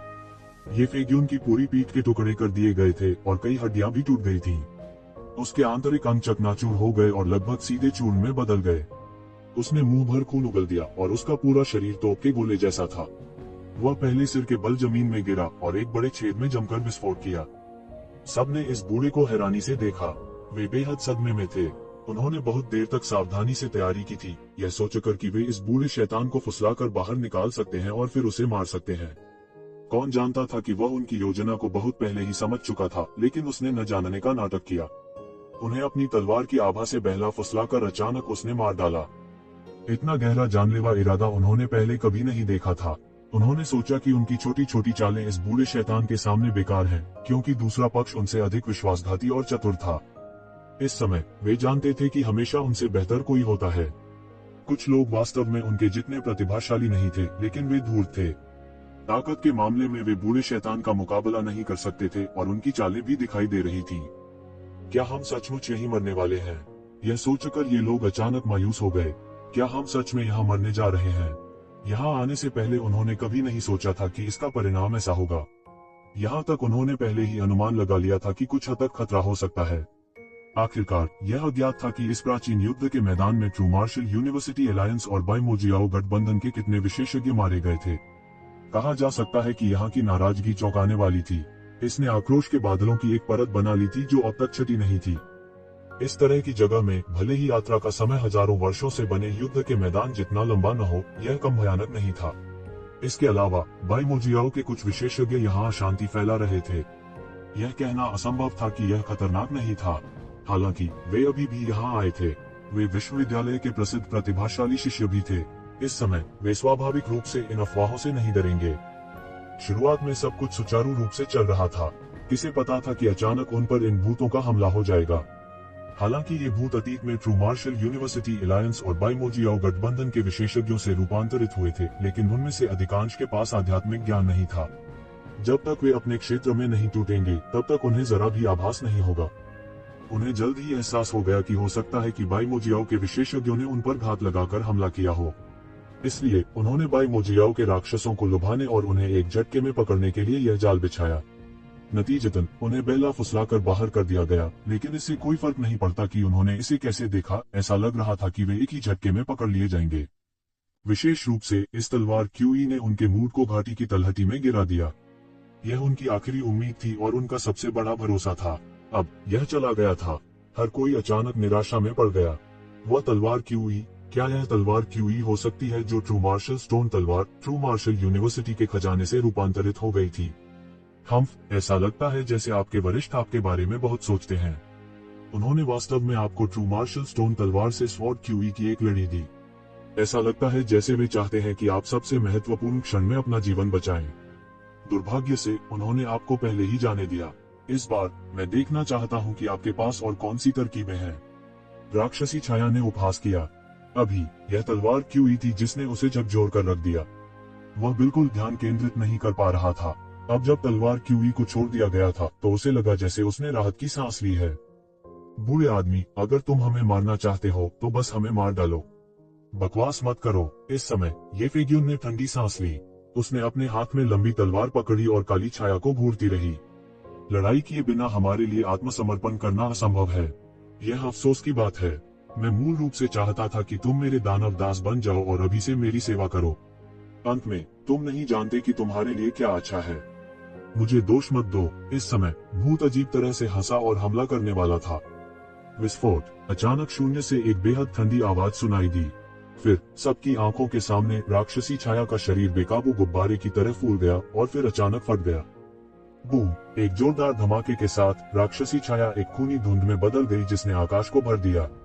उसका एक कण भी नहीं बचा था। इसके पास प्रतिक्रिया करने का समय भी नहीं था। मृत्यु के द्वार पर भी इसने अभी भी उस हर्षित और भयानक अभिव्यक्ति को बनाए रखा। मौत के दरवाजे पर भी उसने शायद नहीं सोचा था कि ऐसे हालात में घात लगाकर मार दिया जाएगा। हालांकि वह नहीं जानता था कि अगर उसका सामना करना पड़ा तो भी वह उस व्यक्ति के खिलाफ नहीं लड़ पाएगा। चाहे वह चुपके से किया गया हमला हो या सीधा हमला, इससे कोई फर्क नहीं पड़ता था। हर कोई गूंगा लग रहा था। वे खालीपन से उस दानव आकृति को देखते रहे जो शून्य में खून की धुंध में बदल गई थी। वास्तव में किसी ने नहीं देखा कि यह व्यक्ति कैसा दिखता था। यह उनके और इस दानव के बीच की खाई को दर्शाने के लिए काफी था। हालांकि यह दानव जो सबसे अधिक संभावना के पारलौकिक क्षेत्र में चढ़ गया था, वास्तव में किसी की दहाड़ से टुकड़े टुकड़े हो गया था। यह कैसी भयानक शक्ति है? यह कौन है? क्या मैं जान सकता हूँ कि किस सीनियर ने हमारी मदद की है? मैं ट्रू मार्शल यूनिवर्सिटी का ये फेग्यून हूँ। आपकी मदद के लिए आपको धन्यवाद। ये फेग्यून आगे बढ़ा और अपने हाथों को सहलाते हुए कहा। उसने फिर आसपास के वातावरण पर नजर डाली। राक्षस की छाया के मौके पर फटने के बाद भी उन भूतों ने उसे घेरना जारी नहीं रखा। इसके बजाय वे सभी दिशाओं में बिखर गए। धन्यवाद वरिष्ठ, धन्यवाद वरिष्ठ, धन्यवाद वरिष्ठ। ये फेग्यून के नेतृत्व में हर कोई अपने सदमे से जाग गया और फिर उन्होंने इस वरिष्ठ को, जो कहीं से भी बाहर आ गया था, क्रोधित होने के डर से जल्दी से अपना आभार व्यक्त किया। फिर एक आकृति आकाश से उतरी। यह अपने 20वां दशा में एक युवक था। क्या ट्रू मार्शल स्कूल इस बिंदु पर गिर गया है? ये शिवेन ने सभी की तरफ देखा और कहा। सभी ने एक दूसरे को निराशा में देखा। उन्हें नहीं पता था कि क्या कहना है, क्योंकि वे यह नहीं समझ पा रहे थे कि यह सीनियर क्या सोच रहा है। हालांकि यह वरिष्ठ बहुत युवा दिखते थे। वे उथले लोग नहीं थे जो अनुभवहीन होने के बावजूद लोगों को उनकी उपस्थिति के आधार पर आंकते थे। ये शिवेन ने आह भरी। जीवन तेजी से चलता है। क्या ट्रू मार्शल यूनिवर्सिटी सिर्फ 100 साल में ऐसी स्थिति में आ गई है? क्या आप सभी ट्रू मार्शल यूनिवर्सिटी के शिष्य हैं? ये शिवेन ने सभी की तरफ देखा और कहा। हाँ, कई लोगों ने एक दूसरे को देखा और कहा, जूनियर ट्रू मार्शल यूनिवर्सिटी के ये फेग्यून हैं। जूनियर ट्रू मार्शल यूनिवर्सिटी के ये ज्वेली हैं। जूनियर ट्रू मार्शल यूनिवर्सिटी के वेन हॉक्सवान हैं। यह युवक अपने 20वां दशा में था। जूनियर इज डोंग मेन हे ऑफ ट्रू मार्शल यूनिवर्सिटी। यह अपने 20वां दशा में लंबा युवक था। जूनियर ट्रू मार्शल यूनिवर्सिटी का रोंग हान कियाओ है। यह युवती थी। अभिवादन वरिष्ठ। कई लोगों ने बधाई दी। वे इस वरिष्ठ के स्वभाव को नहीं जानते थे। हालांकि ऐसा लगता था कि वह उनका दोस्त होना चाहिए, न कि उनका दुश्मन। अन्यथा वह उस पुराने भूत से छुटकारा पाने में उनकी मदद नहीं करता। ये जिवेन ने इन युवाओं पर एक नजर डाली। सभी काफी यंग नजर आ रहे थे। वे ज्यादा से ज्यादा अपने 50 या 60 के दशक के लग रहे थे। हालांकि वे पहले ही एक के बाद एक ऋषि लोक में प्रवेश कर चुके थे। उन्हें ट्रू मार्शल वर्ल्ड के माहौल में अच्छी प्रतिभा माना जा सकता है। ये ज़िवेन उसी स्तर पर पहुंचे थे जब वह अपने 50 या 60 के दशक में थे। हालांकि उन्हें उस समय दुनिया में एक दुर्लभ प्रतिभा के रूप में माना जाता था। उसकी प्रगति इतनी तेज थी कि उसी पीढ़ी में कोई भी उसकी बराबरी नहीं कर सकता था। हालांकि ये लोग पहले से ही एक शिवेन के समान स्तर पर थे। यह बोधगम्य था कि ट्रू मार्शल विश्वविद्यालय ने हाल के वर्षों में काफी प्रगति की है। वरिष्ठ भाई हुआंग वू जी के नेतृत्व में बहुत प्रगति हुई। जब ये ज़िवेन ने ट्रू मार्शल स्कूल में प्रवेश किया था, true martial school true martial domain में केवल अधिपतियों में से एक था। यह ट्रू मार्शल स्कूल के कई दिग्गजों में से एक था।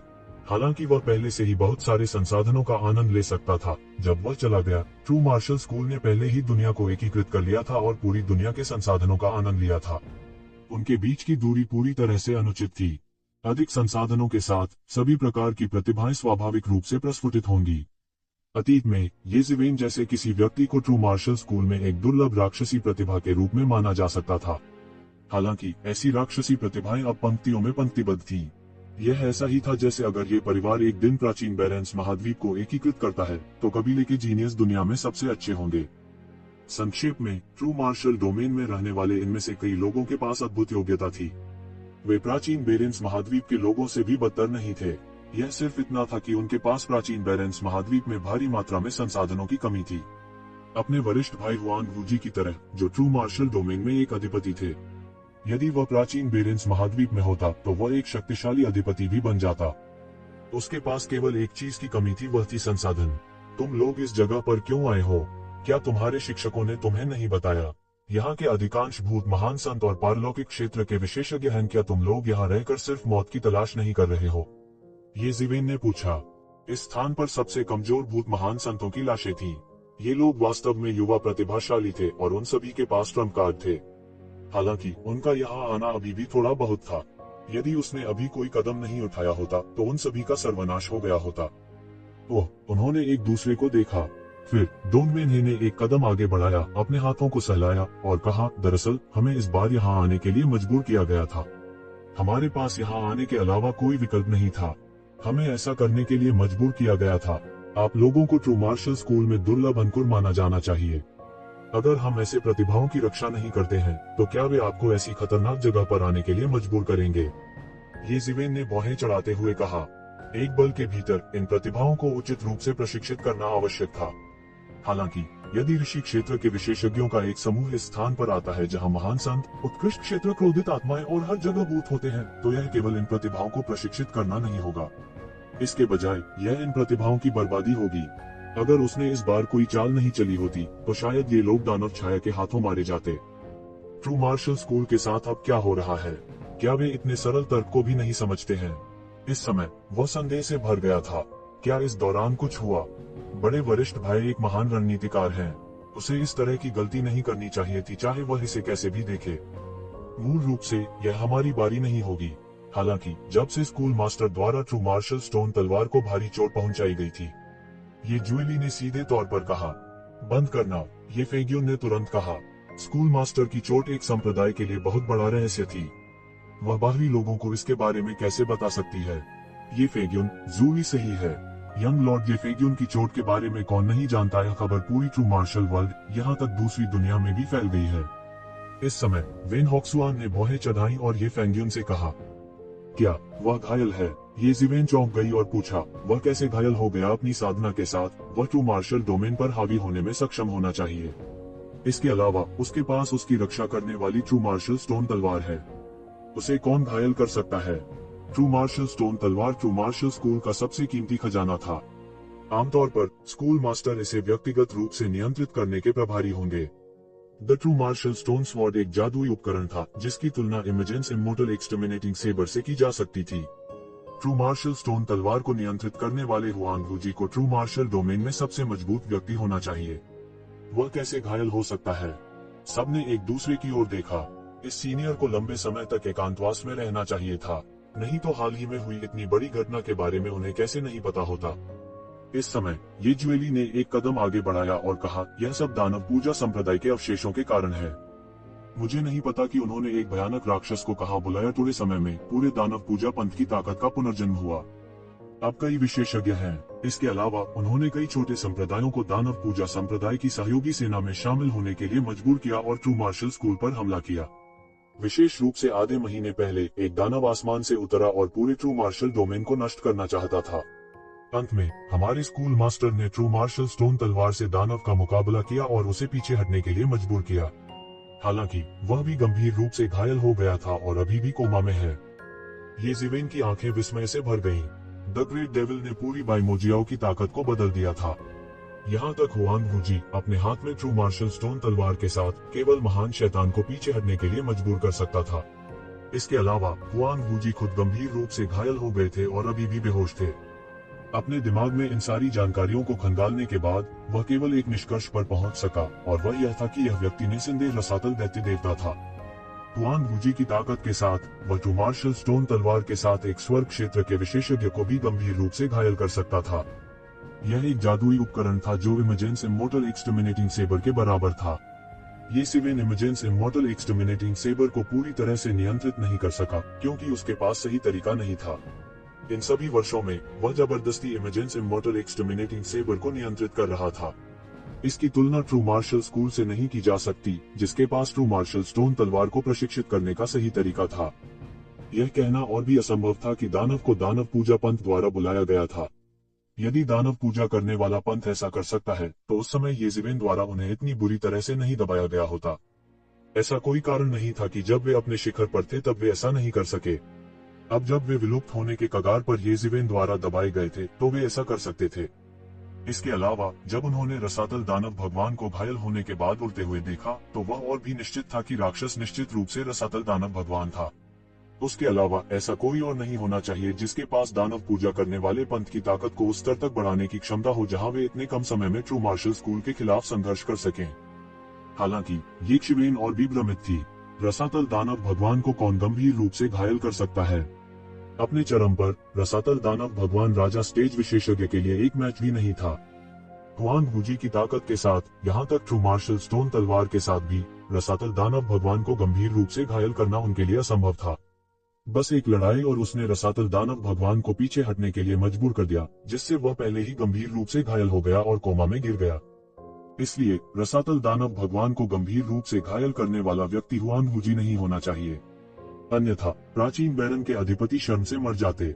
उस स्थिति में रसातल दानव भगवान को गंभीर रूप से घायल करने वाला व्यक्ति कौन था? येज़िवेन के दिमाग में अनगिनत विचार कौंध गए। शायद अगर वह इस व्यक्ति को ढूंढ पाता तो वह रसातल के दानव भगवान से निपटने में सक्षम होता जो एक बग की तरह था। वर्तमान प्राचीन बंजरों के लिए रसातल दानव भगवान एक ऐसा अस्तित्व था जो लगभग न सुलझा हुआ था। उससे निपटने का कोई तरीका नहीं था। इसके अलावा चूंकि रसातल दानव भगवान ट्रू मार्शल स्कूल में आ गए थे, इसका मतलब था कि यह दुनिया उतनी छिपी नहीं थी जितनी की येज़िवेन ने कल्पना की थी। हालांकि यह प्राचीन बैरन से कटा हुआ था, लेकिन ऐसा नहीं था कि हर कोई इसके बारे में नहीं जानता था। कम से कम रसातल दानव भगवान को इस क्षेत्र के अस्तित्व के बारे में पता था। दूसरे शब्दों में इस क्षेत्र के युद्ध की लपटों में गिरने की संभावना थी। रसातल दानव भगवान के व्यक्तित्व के साथ वह इसे जीतने के बाद ही संतुष्ट होगा। तब तक यह स्थान भी खंडहर हो जाएगा। यह येज़िवेन की जड़ थी। वह निश्चित रूप से ऐसा कुछ नहीं होने देंगे। हालांकि अभी सबसे महत्वपूर्ण बात हुआंग वूजी के कोमा में जाने की बात थी। येज़िवेन के लिए हुआंग वूजी का कोमा में जाना निश्चित रूप से अब तक का सबसे बड़ा मामला था। यह सोचकर उसने सबकी ओर देखा और पूछा, इससे तुम लोगों का यहाँ आने से क्या लेना देना? क्या तुम्हें किसी ने आने के लिए मजबूर किया? उन्होंने एक दूसरे को देखा, यह नहीं जानते कि यह कहना है या नहीं। हालांकि यह सीनियर एक दोस्त और दुश्मन नहीं लग रहा था, फिर भी कुछ चीजें उनके ट्रू मार्शल स्कूल से जुड़ी थीं। 100 से अधिक वर्षों के लिए ट्रू मार्शल स्कूल ने दुनिया को एकीकृत किया था। जो लोग ट्रू मार्शल स्कूल में प्रवेश कर सकते थे वे बिना किसी अपवाद के सभी शीर्ष प्रतिभाशाली थे। साथ ही उन्होंने सम्मान और गर्व की भावना भी विकसित की थी। अतीत की तुलना में उनके केंद्रापसारक बल में छलांग और सीमा में सुधार हुआ था। इसमें शर्माने की क्या बात है? चूंकि तुम लोग यह नहीं कह सकते तो मुझे कहने दो। इस समय विन हॉक्सुआन ने अपने हाथों को थपथपाया और कहा, वास्तव में इसे समझना मुश्किल नहीं है। गंभीर रूप से घायल स्कूल मास्टर का इलाज करने के लिए मैंने सुना कि इस इलाके में एक तरह का खजाना हुआ करता था। यह एक बहुत ही महत्वपूर्ण औषधीय उत्प्रेरक है, इसलिए उन्होंने हमें यहाँ भेजा है। एक बहुत ही महत्वपूर्ण औषधीय उत्प्रेरक। क्या ट्रू मार्शल स्कूल इस हद तक गिर गया है कि वे एक उत्कृष्ट क्षेत्र विशेषज्ञ भी नहीं भेज सकते हैं? वे एक महान संत भी नहीं भेज सकते हैं, इसलिए उन्होंने आप लोगों को जोखिम लेने के लिए भेजा है। येज़िवेन ने इस समय अपने गुस्से को दबाते हुए कहा। ट्रू मार्शल स्कूल के उच्च अधिकारी क्या सोच रहे हैं? ये ट्रू मार्शल स्कूल के बीज और पौध हैं। अगर इन लोगों को कुछ हो जाता है तो भविष्य में ट्रू मार्शल स्कूल कैसे विकसित हो सकता है? सीनियर, कृपया शांत हो जाए। इसकी मदद नहीं की जा सकती। ये फेग्युन ने कहा। आखिरकार दानव पूजा धर्म गठबंधन सेना हम पर दबाव बना रही है। स्कूल के कई विशेषज्ञ भी अग्रिम पंक्ति में पहरा दे रहे हैं। इसकी मदद नहीं की जा सकती। भाई, आप अभी भी उनके लिए बोल रहे हैं। उन बुजुर्गों को हमारा ये परिवार पसंद नहीं है, इसलिए वे हमें मारने के लिए इस तरीके का इस्तेमाल करना चाहते हैं। अगर यह स्कूल मास्टर के लिए नहीं होता तो मैं यह जोखिम उठाने के लिए यहाँ नहीं आता। ये जुएली ने हल्की सी भौहें चढ़ाते हुए कहा। हमें उधार के चाकू से मार डालो। अच्छा, बहुत अच्छा, ये जिवेन ने उपहास के साथ कहा। ट्रू मार्शल डोमेन उनका मूल था और उन्होंने ट्रू मार्शल स्कूल को अपने वर्तमान चरण में विकसित करने के लिए बहुत प्रयास किए थे। वह किसी को गड़बड़ करने की अनुमति कैसे दे सकता है? उसे अचानक प्रेरणा का एक फ्लैश मिला। वह खुद को रोक नहीं सका और उसने पूछा, आपका उपनाम ये है? आपके लिए ये फैंग कौन है? वरिष्ठ, आप हमारे दादाजी को जानते हैं। ये जुएली इस सीनियर को देखे बिना नहीं रह सकी जो अचानक सामने आ गया। हाँ, मैं उसे बहुत अच्छी तरह जानता हूँ। ये जिवेन दिल से हंसी और बोली। वह अपने दिल में कुछ भावुक महसूस कर रहा था। पलक झपकते ही सैकड़ों साल बीत गए। ये कबीले की कई पीढ़ियां पहले ही पैदा हो चुकी थीं। ये जिवेन का चेहरा संतुष्टि से भर गया था जब उसने देखा कि ये फेग्युन और ये जुएली दोनों ही इतने उत्कृष्ट थे। मुझे डर है कि पिछले 100 वर्षों में पूरी ट्रू मार्शल वर्ल्ड बहुत बदल गई है। पूरा true martial world true martial university के नियंत्रण में है। केंद्रीय प्राधिकरण केंद्रीकृत है, इसलिए विकास पहले से कहीं बेहतर होना चाहिए। ये जिवेन, ये जो है मार्शल ये के साथ है।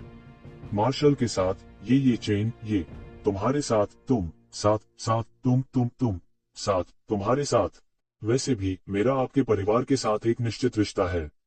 मैंने अभी जो सुना है उससे एल्डर पार्लियामेंट के लोग हमें उधार के चाकू से मारना चाहते हैं, है ना? ये जिवेन ने आंखें सिकोड़कर कहा। यह सही है, यह वे हैं। अतीत में जब मैंशन मास्टर जीवित थे तो वे ऊपर और नीचे कूदने की हिम्मत करते थे। अब जब मैंशन मास्टर घायल हो गए हैं तो वे और भी अहंकारी हो गए हैं। उन्होंने यह भी कहा कि मैंशन मास्टर गंभीर रूप से घायल है और मैंशन मास्टर के रूप में जारी रखने के लिए फिट नहीं है, इसलिए वे मैंशन मास्टर की जगह लेना चाहते हैं। ये जुएली ने तेजी से आगे बढ़कर अपने चेहरे पर एक क्रोध भरी नजर डाली। नहीं तो हम दवा की तलाश के लिए यहाँ आने को मजबूर नहीं होना पड़ेगा। इसके अलावा उन्होंने बहुत से लोगों को अपने साथ जोड़ लिया है और स्कूल मास्टर को बदलना चाहते हैं। यह वास्तव में निंदनीय है। यह बहुत लंबे समय से शांतिपूर्ण है। अप्रत्याशित रूप से इन दुष्टों को उठाया गया है। यह ठीक है, मैं यहाँ हूँ। देखते हैं कि कौन गुस्ताखी करने की हिम्मत करता है। ये जिवेन अपने हाथों को अपनी पीठ के पीछे बांधे हुए खड़ा था। वह बिल्कुल भी गुस्से में नहीं दिखे। कई लोगों के दिल दहल गए। उन्हें नहीं पता था कि इस व्यक्ति का ट्रू मार्शल यूनिवर्सिटी के साथ किस तरह का संबंध है। वह ऐसे शब्द कैसे कह सकता है? यह केवल इतना कहा जा सकता है कि उनके पदार्पण का समय बहुत देर हो चुकी थी। बहुत से लोग यह भी नहीं जानते थे कि उनके कितने वरिष्ठ और मूल हैं। उन्हें अनुकूल होने में शायद लंबा समय लगेगा। पहले ट्रू मार्शल यूनिवर्सिटी वापस चलते हैं। मैं देखना चाहता हूं कि किस तरह के राक्षस और राक्षस परेशानी खड़ी कर रहे हैं। ये जिवेन एक अद्वितीय अधिपति की तरह अपनी पीठ के पीछे हाथ जोड़े हुए खड़ा था। इसने लोगों को अनजाने में घुटने टेकने और उसकी पूजा करने की भावना पैदा की। लेकिन सीनियर, हमें अभी तक दवा नहीं मिली है। इस समय ये फेग्युन परेशान भाव से बोली। वे इस प्राचीन युद्ध के मैदान में हुआन वूजी को ठीक करने वाली दवा खोजने के लिए आए थे। अगर वे अभी लौट जाते तो लौट कर आने पर उनके लिए अपनी सफाई देना मुश्किल होता। कोई बात नहीं, बस मेरी बात सुनो और वापस जाओ। अब आपको दवा खोजने की जरूरत नहीं है। मेरे साथ यहाँ कोई भी आपसे बात नहीं कर सकता है। ये जिवेन ने हल्के से कहा। हालांकि उनकी बातें लापरवाह और उग्र थीं, फिर भी अनजाने में आश्वस्त होने का एहसास था। अगर ऐसा है तो मैं इसे आप पर छोड़ता हूँ, सीनियर। तो फेग्युन ने इस समय जोर नहीं दिया। इस वरिष्ठ की पहचान के बारे में पूछने से पहले वह दूसरे पक्ष को पूरी तरह से नाराज नहीं करना चाहती थी। यदि दूसरा पक्ष पूरी तरह से नाराज होता तो शायद वे आज अतीत में नहीं रहते। ये जिवेन के नेतृत्व में कई लोग बिजली की तरह तेज ट्रू मार्शल यूनिवर्सिटी की ओर दौड़ पड़े। स्वाभाविक रूप से ये जिवेन ने उनकी गति को समायोजित किया। हालांकि ये शिवेन चिंतित था, लेकिन वो घबराया नहीं। वह यह भी जानता था कि उसे इस समय घबराना नहीं चाहिए। इसके विपरीत उसे धारण करना चाहिए। लेकिन फिर भी सभी को ट्रू मार्शल यूनिवर्सिटी लौटने में एक दिन से अधिक का समय लगा। इस समय ट्रू मार्शल विश्वविद्यालय ये जिवेन के जाने के समय की तुलना में कहीं अधिक समृद्ध था। यह इन वर्षों के विकास के कारण था, लेकिन इससे भी महत्वपूर्ण बात यह है कि दानव पूजा धर्म कहर बरपा रहा था। यदि ये लोग दानव पूजा करने वाले धर्म के चरणों में घुटने नहीं टेकना चाहते थे और दानव पूजा करने वाले धर्म के कुत्ते नहीं बनना चाहते थे, तो वे केवल सच्चे मार्शल विश्वविद्यालय पर भरोसा कर सकते थे। कुछ ताकतें बस ट्रू मार्शल यूनिवर्सिटी के आसपास के क्षेत्र में चली गईं, जिससे पूरा ट्रू मार्शल यूनिवर्सिटी अचानक पूरे ट्रू मार्शल डोमेन का केंद्र बन गया। अनगिनत शहर अचानक जमीन से उठे। सभी ने यंगशिन शहर में प्रवेश किया, जो अनगिनत शहरों से घिरा हुआ था। उस समय ये जिवेन ने यहाँ के ट्रू मार्शल विश्वविद्यालय को जीतने की अपनी यात्रा शुरू की थी। ट्रू मार्शल यूनिवर्सिटी के शिष्यों की पीढ़ी दर पीढ़ी यहाँ से ट्रू मार्शल यूनिवर्सिटी में प्रवेश लेना शुरू हो गया था। ये जिवेन वापस नहीं लौटे।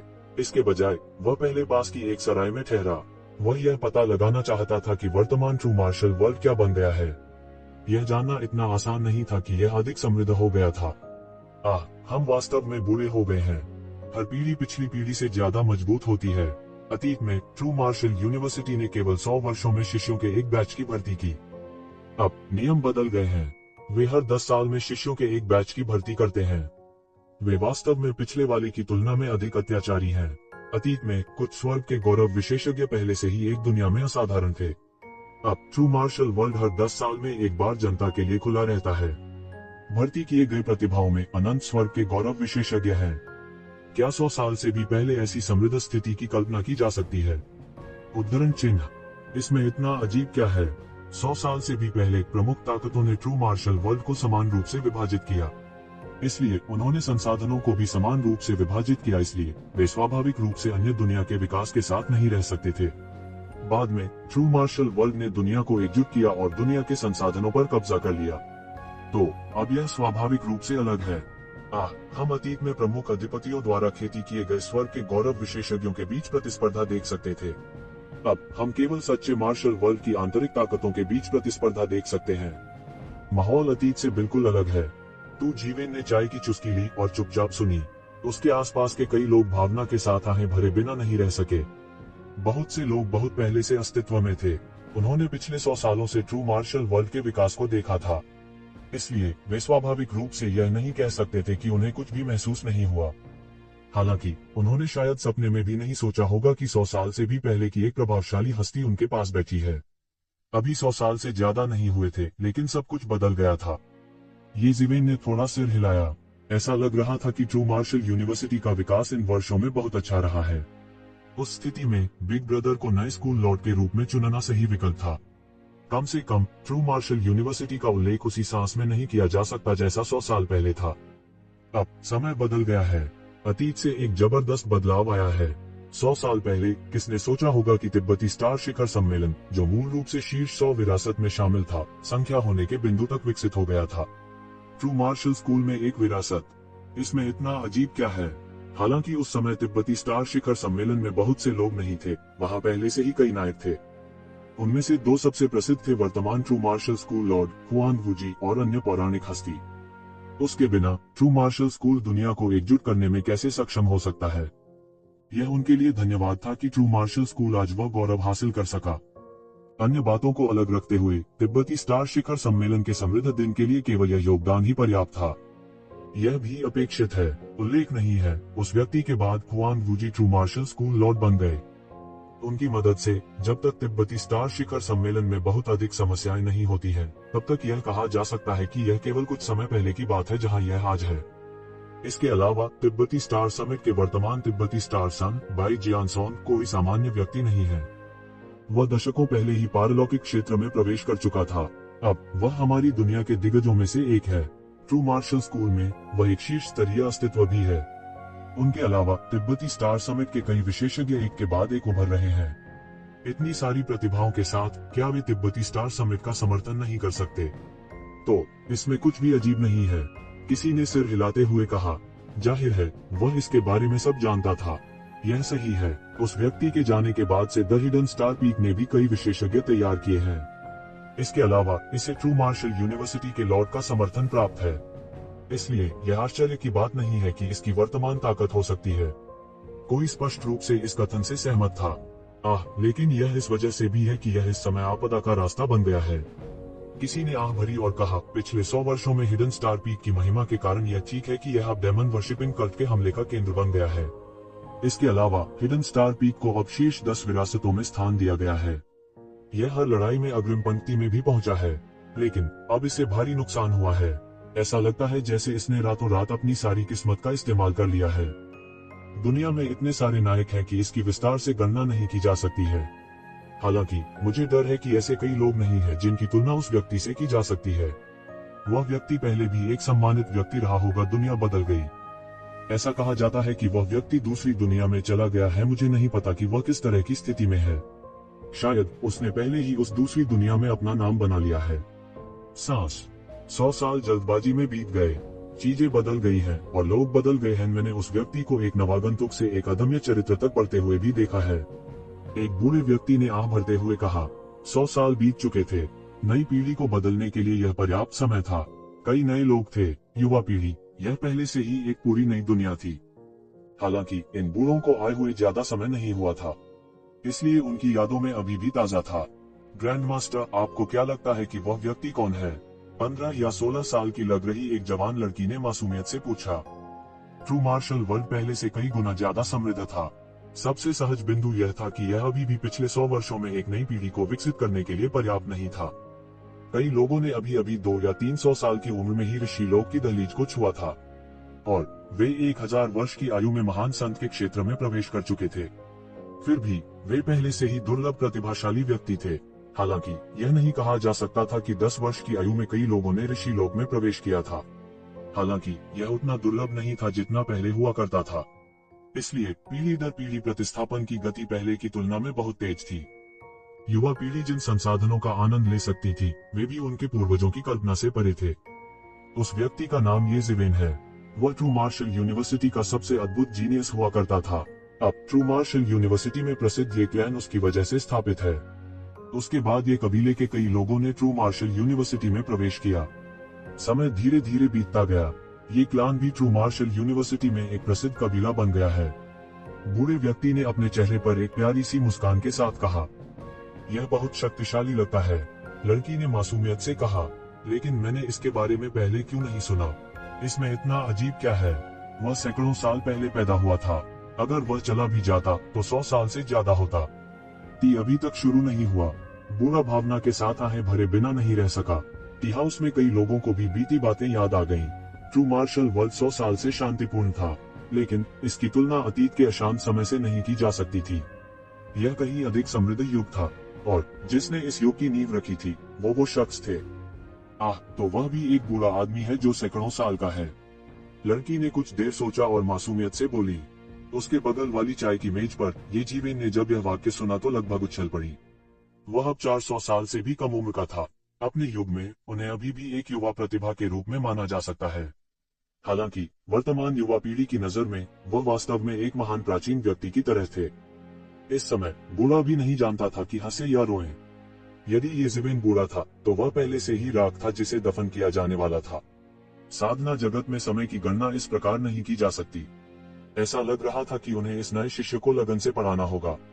भले ही उस व्यक्ति ने अब कोई प्रगति न की हो, उसे बूढ़ा नहीं कहा जा सकता। अधिक से अधिक वह सिर्फ एक युवा और ओजस्वी व्यक्ति था। क्या वह वास्तव में इतना शक्तिशाली है? लड़की ने पूछना जारी रखा। बेशक वह शक्तिशाली है। वर्तमान ट्रू मार्शल यूनिवर्सिटी के म्यू शेंग जी शक्तिशाली हैं। उसकी प्रतिष्ठा दुनिया को हिला देती है। उसका मुकाबला कौन कर सकता है? वह अजेय है। ऐसा कहा जाता है कि वह एकमात्र व्यक्ति है जो हुआन वू जी का मुकाबला कर सकते हैं। हालांकि वह अतीत में उससे हार गया था। बूढ़े ने कहा। लड़की की आंखें अचानक चमक उठी। वह बार बार पूछती रही, इतना शक्तिशाली व्यक्ति अब कहाँ है? कोई खबर क्यों नहीं है? वह चला गया। कोई नहीं जानता कि वह कहाँ गया। कुछ कहते हैं कि वह दूसरी दुनिया में चला गया, कुछ कहते हैं कि वह मर गया, कुछ कहते हैं कि वह चढ़ गया। उस लड़ाई को 100 साल से अधिक हो गए हैं। अब सच कोई नहीं जानता। हालांकि उनका आगमन एक नया युग लेकर आया। यही कारण है कि आपके पास अभी जो स्थितियां हैं वे हैं। हालांकि उनका जाना एक युग के अंत का भी प्रतिनिधित्व करता है। हालांकि कई सहकर्मी हैं जो अब उच्च पदों पर हैं, लेकिन वे उसकी ऊंचाई तक नहीं पहुंच सकते। बूढ़े आदमी को समझाया। कई लोगों में इस समय जटिल भावनाएं भी थीं। 100 वर्ष से अधिक का समय कोई लंबा समय नहीं था। अतीत में ये ज़िवेन के साथ प्रतिस्पर्धा करने वाले कई लोग अब भी मौजूद हैं। बाकी लोगों ने, भले ही उन्होंने कभी उसका मुकाबला न किया हो, उसकी प्रतिष्ठा के बारे में सुना था। अचानक टी हाउस के बाहर से एक ठंडी खर्राटे आई। यह मूल्यांकन उचित नहीं है। ट्रांसेंडेंट रियल पावर हाउस का जीवन काल 10,000 वर्षों से अधिक है। वे सभी अपने चरम पर हैं। प्रतियोगिता अभी शुरू हुई है और परिणाम आ गया है, पहले से ही निर्धारित किया गया है। यह भी उचित नहीं है। उस समय वह वास्तव में थोड़ा बेहतर था। हालांकि अब जबकि मेरे मालिक कई वर्षों से कठिन खेती कर रहे हैं, उनकी खेती अब पहले जैसी नहीं है। यह बिल्कुल अलग है। अब जब वे फिर से लड़ रहे हैं, यह अभी भी अज्ञात है कि कौन जीतेगा। इस समय हर कोई इतना डर कि उन्होंने अपना मुंह बंद कर लिया। वे केवल व्यक्तिगत कृषक थे। इससे कोई फर्क नहीं पड़ता कि वे इस समय ट्रू मार्शल स्कूल के आंतरिक मामलों पर लापरवाही से टिप्पणी करते हैं। हालांकि यहाँ ट्रू मार्शल स्कूल के शिष्य थे। इसके अलावा मू शेंग जी के वंशज भी थे, तो इस समय बोलने की उनकी हिम्मत कैसे हो सकती थी। ट्रू मार्शल स्कूल ने 100 से अधिक वर्षों के लिए दुनिया को एकीकृत किया था। इस अवधि के दौरान विभिन्न संप्रदायों ने अपने उत्कृष्ट शिष्यों को बेहतर प्रशिक्षण प्राप्त करने के लिए ट्रू मार्शल स्कूल भेजने की आशा की। बेशक साथ ही यह उनके अपने संप्रदाय की विरासत को जारी रखने का दूसरा रूप भी था। ट्रू मार्शल स्कूल में प्रवेश लेने वाले ये शिष्य बदले में अपने संप्रदायों का भी ध्यान रखेंगे। यह ठीक उसी तरह था जैसे येजिवेन ने अतीत में कई बार ही युआन संप्रदाय की मदद की थी। यह वही सिद्धांत था। ट्रू मार्शल यूनिवर्सिटी ने अपने आधे क्षेत्र को बाइमोजियाओ की गठबंधन सेना से खो दिया था और कदम दर कदम पीछे हट रही थी।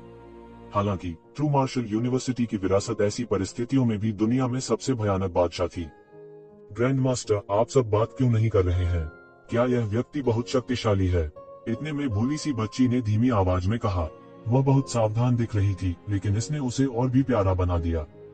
बेशक अगर मेरा अनुमान गलत नहीं था, तो इस व्यक्ति को मू शेंगजी वान शेंगहिंग के तहत सबसे प्रसिद्ध उभरती हुई प्रतिभा होनी चाहिए। इस वान शेंगहिंग ने कम उम्र में ऋषि के दायरे में प्रवेश किया है। उन्हें उनमें से एक माना जा सकता है। युवा पीढ़ी में शीर्ष कुछ, बूढ़े ने समझाया। वह अभी ऋषि लोक में है। ग्रैंड मास्टर, आप एक महान संत हैं। क्या आप अभी भी उससे डरते हैं? छोटी लड़की ने असमंजस में पूछा। मैं उससे डरता नहीं हूँ, लेकिन मैं ट्रू मार्शल स्कूल की शक्ति का सम्मान करता हूँ। क्या आप समझे? अपने गोधूली वर्षों में एक महान ऋषि की तुलना उनके जैसे एक जोरदार साधु क्षेत्र से कैसे की जा सकती है? बूढ़े ने आंख भरते हुए कहा। वह पूरी तरह से अपने गोधूली वर्षों में नहीं था, लेकिन इन उभरते हुए युवा बिजली घरों की तुलना में उसे यह भी स्वीकार करना पड़ा कि वह अपने गोधूली वर्षों में था। वान शेंगहिंग, बड़ों के बीच लड़ाई लंबे समय से तय हो गई है। यहाँ तक आपके ग्रैंड मास्टर ने भी सार्वजनिक रूप से स्वीकार किया है कि वह मेरे ग्रैंड मास्टर जितने अच्छे नहीं हैं। अब आपका क्या मतलब है? क्या आप मेरे ग्रैंड मास्टर को धमका रहे हैं क्योंकि वह यहाँ नहीं है और नहीं कर सकते खंडन? इस समय ये फेग्यून, जो ये शिवेन की टेबल पर था, खुद को जोर से बोलने से रोक नहीं सका। फिर वह ये जिवेन की ओर मुड़ी और बोली, वरिष्ठ, मुझे खेद है। वे वास्तव में बहुत अधिक हैं। पूर्वजों की प्रतिष्ठा का अपमान नहीं किया जा सकता। ये जिवेन ने बिना किसी प्रतिबद्धता के ये फेग्यून पर नजर डाली। उसका नाराज होने का मतलब नहीं था। आखिरकार ये फेग्यून उसके लिए खड़ा होना चाहता था। ये फेग्यून, आप भी यहाँ हैं। क्या अपने ग्रैंड मास्टर की प्रशंसा करते हुए दूसरों को सुनना दिलचस्प है? कोई फर्क नहीं पड़ता कि वह कितना गौरवशाली था, यह पहले से ही अतीत में है। भगवान जानता है कि वह अब कहाँ है। शायद वह गिर गया है। इस समय आवाज अंदर आती रही। क्या ये फेंग्यून भी यहाँ है? ये फेग्यून, मैंने उसके बारे में सुना है। वह ये क्लान की युवा पीढ़ी के बीच सबसे प्रतिभाशाली शिष्य है। ऐसा कहा जाता है कि उसके पास अतीत में ये जिवेन की शैली है। ये फेग्यून और वान शेंगहिंग ट्रू मार्शल यूनिवर्सिटी के शीर्ष जीनियस हैं। उन्होंने अपने लिए एक नाम बनाया है। यह दिलचस्प है। क्या वे लड़ने जा रहे हैं? वान शेंगहिंग, सिर्फ बात करने और अभ्यास न करने का क्या फायदा है? मैंने यह भी सुना है कि आपके कंट्रोल क्रेन 7 डिवाइन हैंड्स का अभ्यास पूर्णता की सीमा तक किया गया है। आज मैं इसका अनुभव करना चाहता हूँ। आप और मैं इतने सालों से कंधा मिलाकर खड़े हैं। यह देखने का समय है कि कौन बेहतर है। ये फेग्यून को मंच से डर नहीं था, लेकिन वह ऊंची आवाज में बोलना जारी रखता था। इसमें इतना मुश्किल क्या है? मैं आज तुम्हें एक सबक सिखाऊंगा। तुम्हारे ये वंश ने उस व्यक्ति पर भरोसा करके बहुत सारे लाभ प्राप्त किए हैं। हालांकि ये लाभ हवा में नहीं मिल सकते हैं, आपको कीमत चुकानी होगी। यदि तुम जी भर कर लड़ना चाहते हो तो बाहर आ जाओ। आवाज आई, वरिष्ठ, मैं लड़ाई के बाद वापस आऊंगा। ये फेंग्यून ने अपने हाथ जोड़कर कहा। जाना, ये जिवेन ने हल्के से कहा। चाय की मेज के आसपास कई लोगों ने एक के बाद एक शिवेन को देखा। उन्हें नहीं पता था कि इतना बड़ा शॉट कहां से आया। ये फेग्यून ट्रू मार्शल यूनिवर्सिटी की युवा पीढ़ी के नेता थे। कई महान संतों को उन्हें एक समान मानना। कुछ को ये कबीले का पक्ष भी लेना पड़ा। हालांकि ये फेग्यून अब येज़िवेन के प्रति बहुत सम्मानित था। वह कौन था? बहुत से लोग इस बारे में उत्सुक थे। ये कबीला अब ट्रू मार्शल यूनिवर्सिटी में एक प्रसिद्ध और प्रभावशाली कबीला था। यह एक स्वतंत्र संस्था थी। इसमें हिडन स्टार पीक और ट्रू मार्शल यूनिवर्सिटी के सुप्रीम लॉर्ड का समर्थन था। इसके अलावा ये कबीले के सदस्य भी उत्कृष्ट थे। येज़िवेन के जाने के 100 साल के छोटे से समय में यह एक प्रथम श्रेणी का प्रभावशाली कबीला बन गया था। जैसा कि कहा जाता है, पूर्ववर्ती पेड़ लगाते हैं और वंशज छाया का आनंद लेते हैं। यदि यह अतीत में येज़िवेन होता तो उसे इतना ध्यान कैसे मिल सकता था? ये कबीले की शानदार प्रतिष्ठा ज्यादातर उसकी अजेय प्रतिष्ठा के कारण थी। पीढ़ी से पीढ़ी तक प्रतिभाएं एक दूसरे के साथ प्रतिस्पर्धा करती हैं। यह कभी नहीं रुका। तो ज़िवेन ने उस समय को याद किया जब वह ट्रू मार्शल यूनिवर्सिटी में वर्चस्व के लिए प्रयास कर रहे थे। पलक झपकते ही वह एक महान वरिष्ठ प्राचीन भी बन गया था। वह मदद नहीं कर सकता था, लेकिन उसके दिल में कुछ समझ थी। जीवन और मृत्यु एक दूसरे के साथ थे। यह एक अंतहीन चक्र था जो कभी रुका नहीं था। इस समय ऐसा लगता था कि उसके दिल में कुछ समझ है। वरिष्ठ, वह वान शेंगेंग बहुत घृणित है। उसने मेरे भाई के लिए बार बार चीजों को कठिन बना दिया है। ये जुएली ने भौहें चढ़ाई और असंतोष के साथ कहा। मेरा भाई पहले उससे बहस नहीं करना चाहता था, लेकिन अब वह मेरे दादाजी से सवाल करने की हिम्मत करता है। यह असहनीय है। ये कबीले की महिमा केवल उस पर भरोसा नहीं कर सकती। अंत में यह अभी भी आपकी पीढ़ी पर निर्भर करता है। ये वंश की महिमा केवल तभी जारी रह सकती है जब आप उत्कृष्ट हों। तो ज़िवेन मुस्कुराए और उदासीनता से कहा, चल दर। म्यू शेंगजी और येज़िवेन दोनों ही अतीत में अत्यंत उत्कृष्ट प्रतिभाशाली व्यक्ति थे। म्यू शेंगजी को येज़िवेन ने हराया था। हालांकि उनकी मार्शल शक्ति हाल के वर्षों में एक अविश्वसनीय स्तर तक बढ़ी है। उन्हें कुछ लोगों को छोड़कर ट्रू मार्शल यूनिवर्सिटी में अजेय कहा जा सकता है। यहाँ तक पिछली पीढ़ी के वे रिटायर्ड सीनियर्स भी उसके मैच नहीं हैं। चलो चलते हैं, चलो चलते हैं, चलो चलते हैं और ये फेंग्यून और वान शेंगेन के बीच लड़ाई देखते हैं। यह सही है। म्यू शेंगजी की मार्शल शक्ति पहले ही एक अविश्वसनीय स्तर पर पहुंच चुकी है। बात बस इतनी है कि येज़िवेन ने बहुत दूर तक यात्रा की है। मुझे नहीं पता कि उसे इस जीवन में वापस आने का अवसर मिलेगा या नहीं। अब युवा पीढ़ी के बीच प्रतिस्पर्धा को उनके संघर्ष का विस्तार माना जा सकता है। बहुत से लोग उसके पीछे हो लिए। येज़िवेन एक किंवदंती थी। हालांकि म्यू शेंगजी ने भी वर्षों में एक शानदार प्रतिष्ठा स्थापित की थी। बहुत से लोगों के मन में यही विचार था। इस लड़ाई का परिणाम शायद अज्ञात होता अगर येज़िवेन अभी भी यहाँ होती। हालांकि येज़िवेन की अनुपस्थिति में इस विचार को सत्यापित करने का कोई तरीका नहीं था। इसलिए युवा पीढ़ी को लड़ने देने का ऐसा अवसर दुर्लभ था। इसे उनके बीच एक प्रचंड लड़ाई भी माना जा सकता है। जो भी हो, वे अतीत में येज़िवेन के शानदार और क्रूर कौशल को नहीं भूल सकते थे। न केवल वह ट्रू मार्शल वर्ल्ड में अजेय था, बल्कि उसने अन्य बड़ी दुनिया के उन विशेषज्ञों को भी हराया था जिन्होंने ट्रू मार्शल वर्ल्ड पर आक्रमण किया था। यह उनकी वर्तमान सर्वोच्च प्रतिष्ठा का मूल कारण था। शून्य में एक आकृति बाहर कूद गई। ये फेंग्यून और वान शेंगेंग। ट्रू मार्शल यूनिवर्सिटी में ये फेंग्यून और वान शेंगेंग दो सबसे अत्याचारी जीनियस थे। बाई मोजियाओ के साथ लड़ाई कभी बंद नहीं हुई थी। हालांकि इसने लोगों को इस लड़ाई की परवाह करने से नहीं रोका। उनमें से दो कई वर्षों से युवा पीढ़ी की उत्कृष्ट प्रतिभाएं थीं, और वे अंततः इस समय विजेता और हारने वाले का निर्धारण करने जा रहे थे। वे यह निर्धारित करने के लिए एक दूसरे को मारने जा रहे थे कि कौन सबसे मजबूत था। यह उस समय हुआंग वूजी और मू शेंगजी की तरह ही था। वे एक दूसरे के सबसे बड़े विरोधी थे। इसके अलावा यह म्यू शेंगजी और येज़िवेन के बीच एक प्रचंड लड़ाई थी। इस समय स्वाभाविक रूप से सभी को बहुत दिलचस्पी थी। यंगशिन शहर और आसपास के शहर स्वाभाविक रूप से द्वंद्व युद्ध के लिए उपयुक्त नहीं थे। इसके बजाय वे सीधे ट्रू मार्शल यूनिवर्सिटी की गहराई में एक युद्ध के मैदान में चले गए। दुर्जय विशेषज्ञ एक बार इस युद्ध के मैदान में लड़े थे, इसलिए अंतरिक्ष कानून को अनगिनत बार प्रबलित किया गया था। तो यह पहले से ही बहुत दृढ़ था, तो यह इतनी आसानी से नहीं गिरेगा। ट्रू मार्शल वर्ल्ड में साधु स्तर के विशेषज्ञों को शीर्ष विशेषज्ञ नहीं माना जा सकता है, हालांकि उन्हें दुनिया को नष्ट करने की शक्ति के रूप में माना जा सकता है। येज़िवेन ने चाय की चुस्की ली। येज़ुएली और अन्य लोगों ने इस समय येज़िवेन को देखा। जाहिर था कि वे भी इस निर्णायक लड़ाई को देखना चाहते थे। हालांकि उन्होंने येज़िवेन के सामने उतावलेपन से पेश आने की हिम्मत नहीं की। चलो चलें, चलो भी चलकर देखते हैं। येज़िवेन मुस्कुराए। उन्होंने यहाँ रहने की जिद नहीं की। उनका दिव्य भाव पूरे युद्ध के मैदान को कवर करने के लिए पर्याप्त था, इसलिए उन्हें व्यक्तिगत रूप से जाने की आवश्यकता नहीं थी। शायद यह इसलिए था क्योंकि इस युद्ध के मैदान ने बहुत सी लड़ाइयों को झेला था, लेकिन इस समय जीवन शक्ति पहले ही पूरी तरह से नष्ट हो चुकी थी। घास का एक तिनका भी न उगता था और वह बंजर स्थल के समान था। ऊपर देखा, यह मौत की दुनिया थी। आपको क्या लगता है कि कौन जीतेगा? मुझे लगता है कि यह ये फेंग्यून होना चाहिए। आखिरकार ये ज़िवेन अतीत में बहुत उत्कृष्ट थे और ये क्लान हाल के वर्षों में मजबूती से बढ़ा है। मुझे डर है कि वे भी बहुत उत्कृष्ट हैं। ये फेंग्यून के नाम ने इतनी कम उम्र में ही दुनिया को हिला दिया है, किसी ने कहा। मुझे ऐसा नहीं लगता। ये ज़िवेन 100 से अधिक वर्षों के लिए चले गए हैं।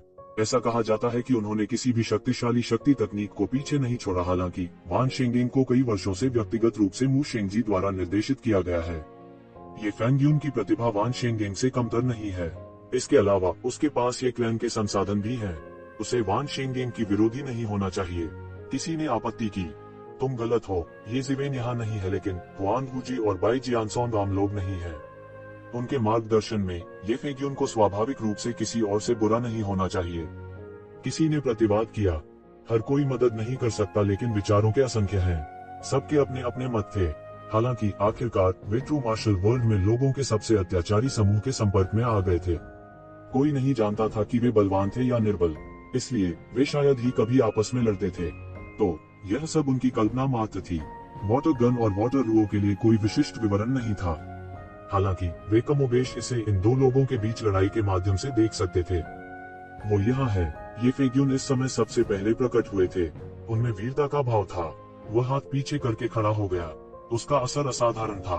क्या यह ये फेंग्यून है? निश्चित रूप से उसका असर असाधारण है।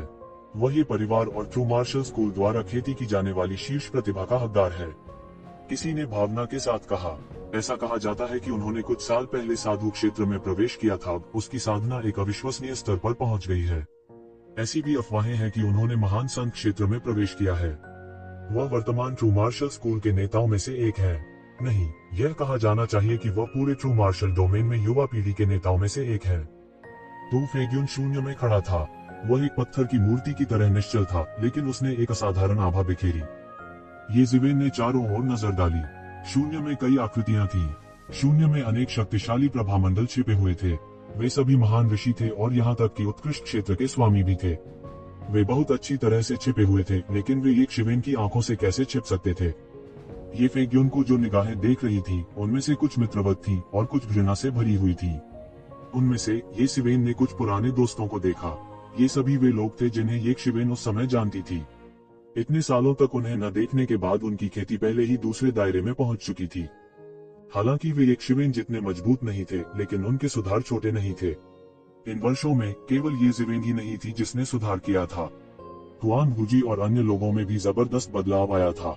हालांकि कुछ लोग बहुत अच्छे से छिप गए, वहीं कुछ लोग बड़ी धूमधाम से आए।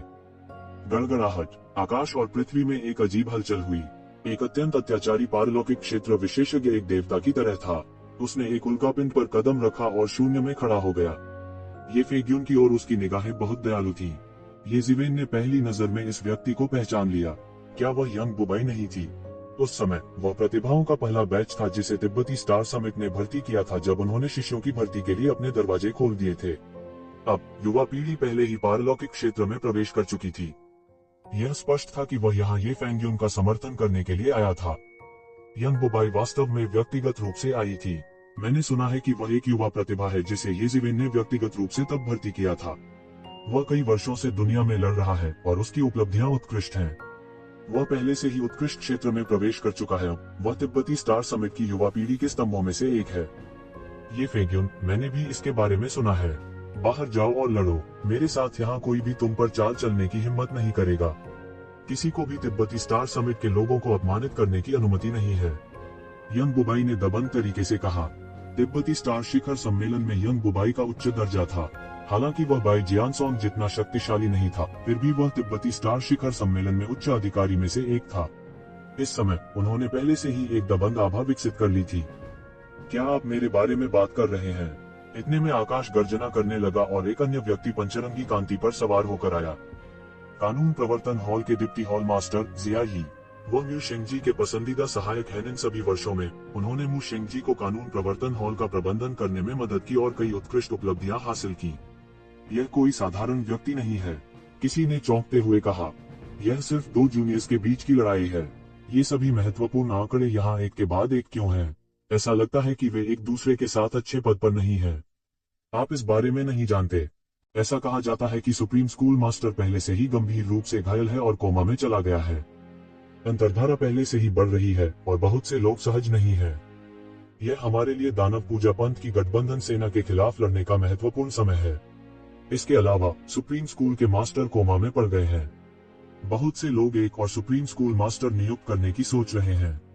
उनमें से मू शिंगजी का हमेशा दबदबा रहा है। वह कई लोगों की नजरों में एक उपयुक्त उम्मीदवार भी है। अभी हालांकि मू शिंगजी ने अपना रुख व्यक्त नहीं किया है, कानून प्रवर्तन हॉल में कई लोग पहले से ही उसके लिए समर्थन जुटा रहे हैं। उन्हें उम्मीद है कि वह शीर्ष पर चढ़ सकता है। उद्धरण चिन्ह। उस समय म्यू शिंगजी सुप्रीम स्कूल मास्टर के पद के लिए एक मजबूत उम्मीदवार थे। कोई कह सकता है कि वह हुआंग वूजी से कमतर नहीं था। हालांकि वह उस समय ये जिवेन से हार गया था। अंत में सुप्रीम स्कूल मास्टर ने चुना उत्तराधिकारी के रूप में हुआंग वूजी।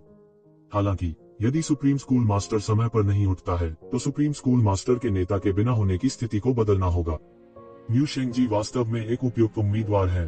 हालांकि यह संपूर्ण नहीं था, लेकिन इस उम्र में उसके लिए यह आसान नहीं था। अतीत में ये जिवेन, हुआंग वूजी और म्यू शिंगजी सभी के पास सुप्रीम स्कूल मास्टर के पद के लिए प्रतिस्पर्धा करने की ताकत और योग्यताएं थी। आप अंत में यहाँ हैं।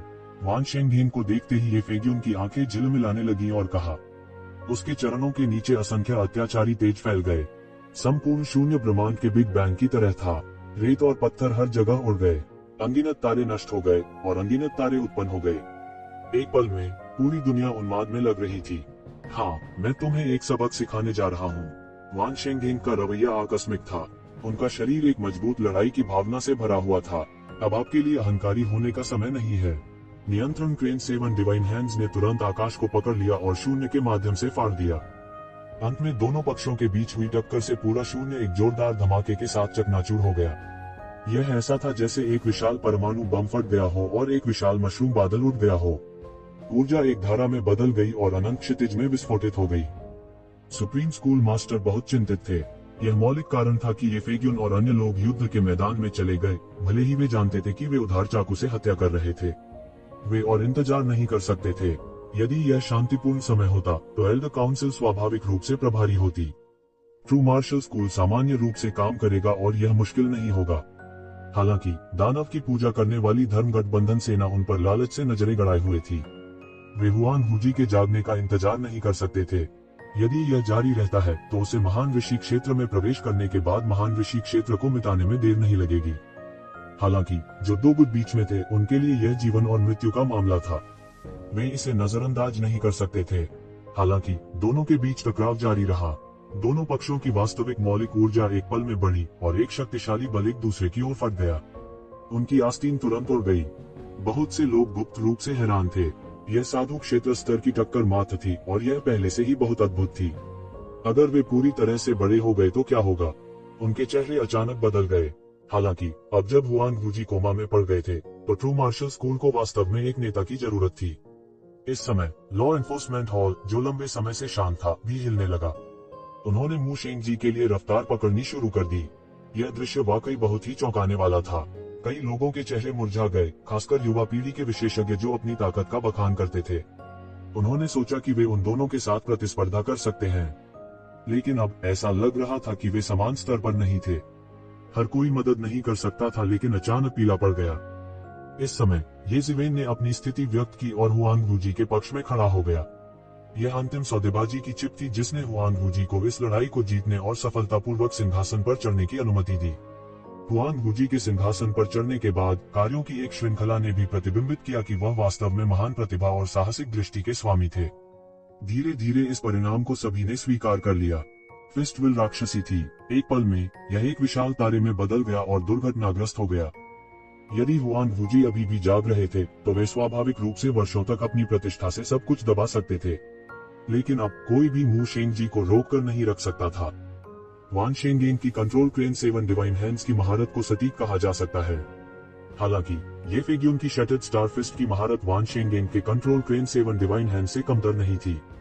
भयंकर टक्कर की इस लहर ने अनगिनत जगह को पागलपन से विकृत कर दिया और जमीन पर दरारें दिखाई दी। ट्रू मार्शल स्कूल ने वास्तव में वर्षों में काफी प्रगति की है। ये फेग्यून का चेहरा अपरिवर्तित रहा। वह पर्वत के समान प्रतापी था। उसकी आंखों से एक अत्यंत शक्तिशाली दिव्य प्रकाश फूट पड़ा। इसी दौरान उसने हमला कर दिया। वह अति तेज था। उसने सीधे एक हाथ से शून्य से तलवार पकड़ी और तुरंत एक झरने को गिरा दिया। यह आकाश से नीचे गिरा और यह अतुलनीय रूप से तेज था। हालांकि सभी के विचार थोड़े ही चमके। फिर दोनों पक्षों के बीच फिर से भयंकर टकराव शुरू हो गया, जैसे मंगल ग्रह पृथ्वी से टकरा रहा हो। इस बार ये फेग्यून ने पहल की और हमले का बीड़ा उठाया। कानून प्रवर्तन हॉल की आक्रामकता के सामने स्कूल मास्टर की रक्तरेखा, विशेष रूप से तिब्बती स्टार शिखर सम्मेलन की रक्तरेखा, स्वाभाविक रूप से वापस लड़ने में संकोच नहीं करती थी। इन दो लोगों के बीच इस लड़ाई ने तुरंत इतनी बड़ी सनसनी पैदा कर दी और इतने सारे विशेषज्ञों को देखने के लिए आकर्षित किया। काफी हद तक यह इन दो खानदानों की लड़ाई से जुड़ा था। कोई फर्क नहीं पड़ता कि कौन जीता या हार गया, जो व्यक्ति जीता वह अपने शिविर में अंक जोड़ देगा और अधिक नायकों को अपने साथ शामिल होने के लिए आकर्षित करेगा। ऐसा लग रहा था कि उसका कंट्रोल क्रेन 7 डिवाइन हैंड्स ये फेग्यून की तलवार प्रकाश को पकड़ने वाला था। हालांकि ये फेग्यून के मुंह का कोना अचानक से उठ गया। उसने शून्य में अपनी आकृति उलट दी और भेदी ठंडी रोशनी ने अचानक हवा में अपना प्रक्षेपवक्र बदल दिया। यह सीधे ऊपर से नीचे गिरा और सीधे उसके सिर पर लगा। यह तेज और निर्मम था। सितारों की अंतहीन शक्ति ने लहरों के फटने को उकसाया और वान शेंगडिंग की ओर बढ़ गई। हालांकि ये शिवन की ताकत असाधारण थी, उसके पास ऐसे विचार नहीं थे। यह कहा जा सकता है कि उसके पास पर्याप्त महत्वाकांक्षा नहीं थी। हालांकि हुआंग वूजी और मू शेंगजी अलग थे। वे दोनों स्वर्ग से युद्ध करने वाले जीनियस थे। इसके अलावा वे महत्वाकांक्षा और निर्भीक दृष्टि से भरे हुए थे।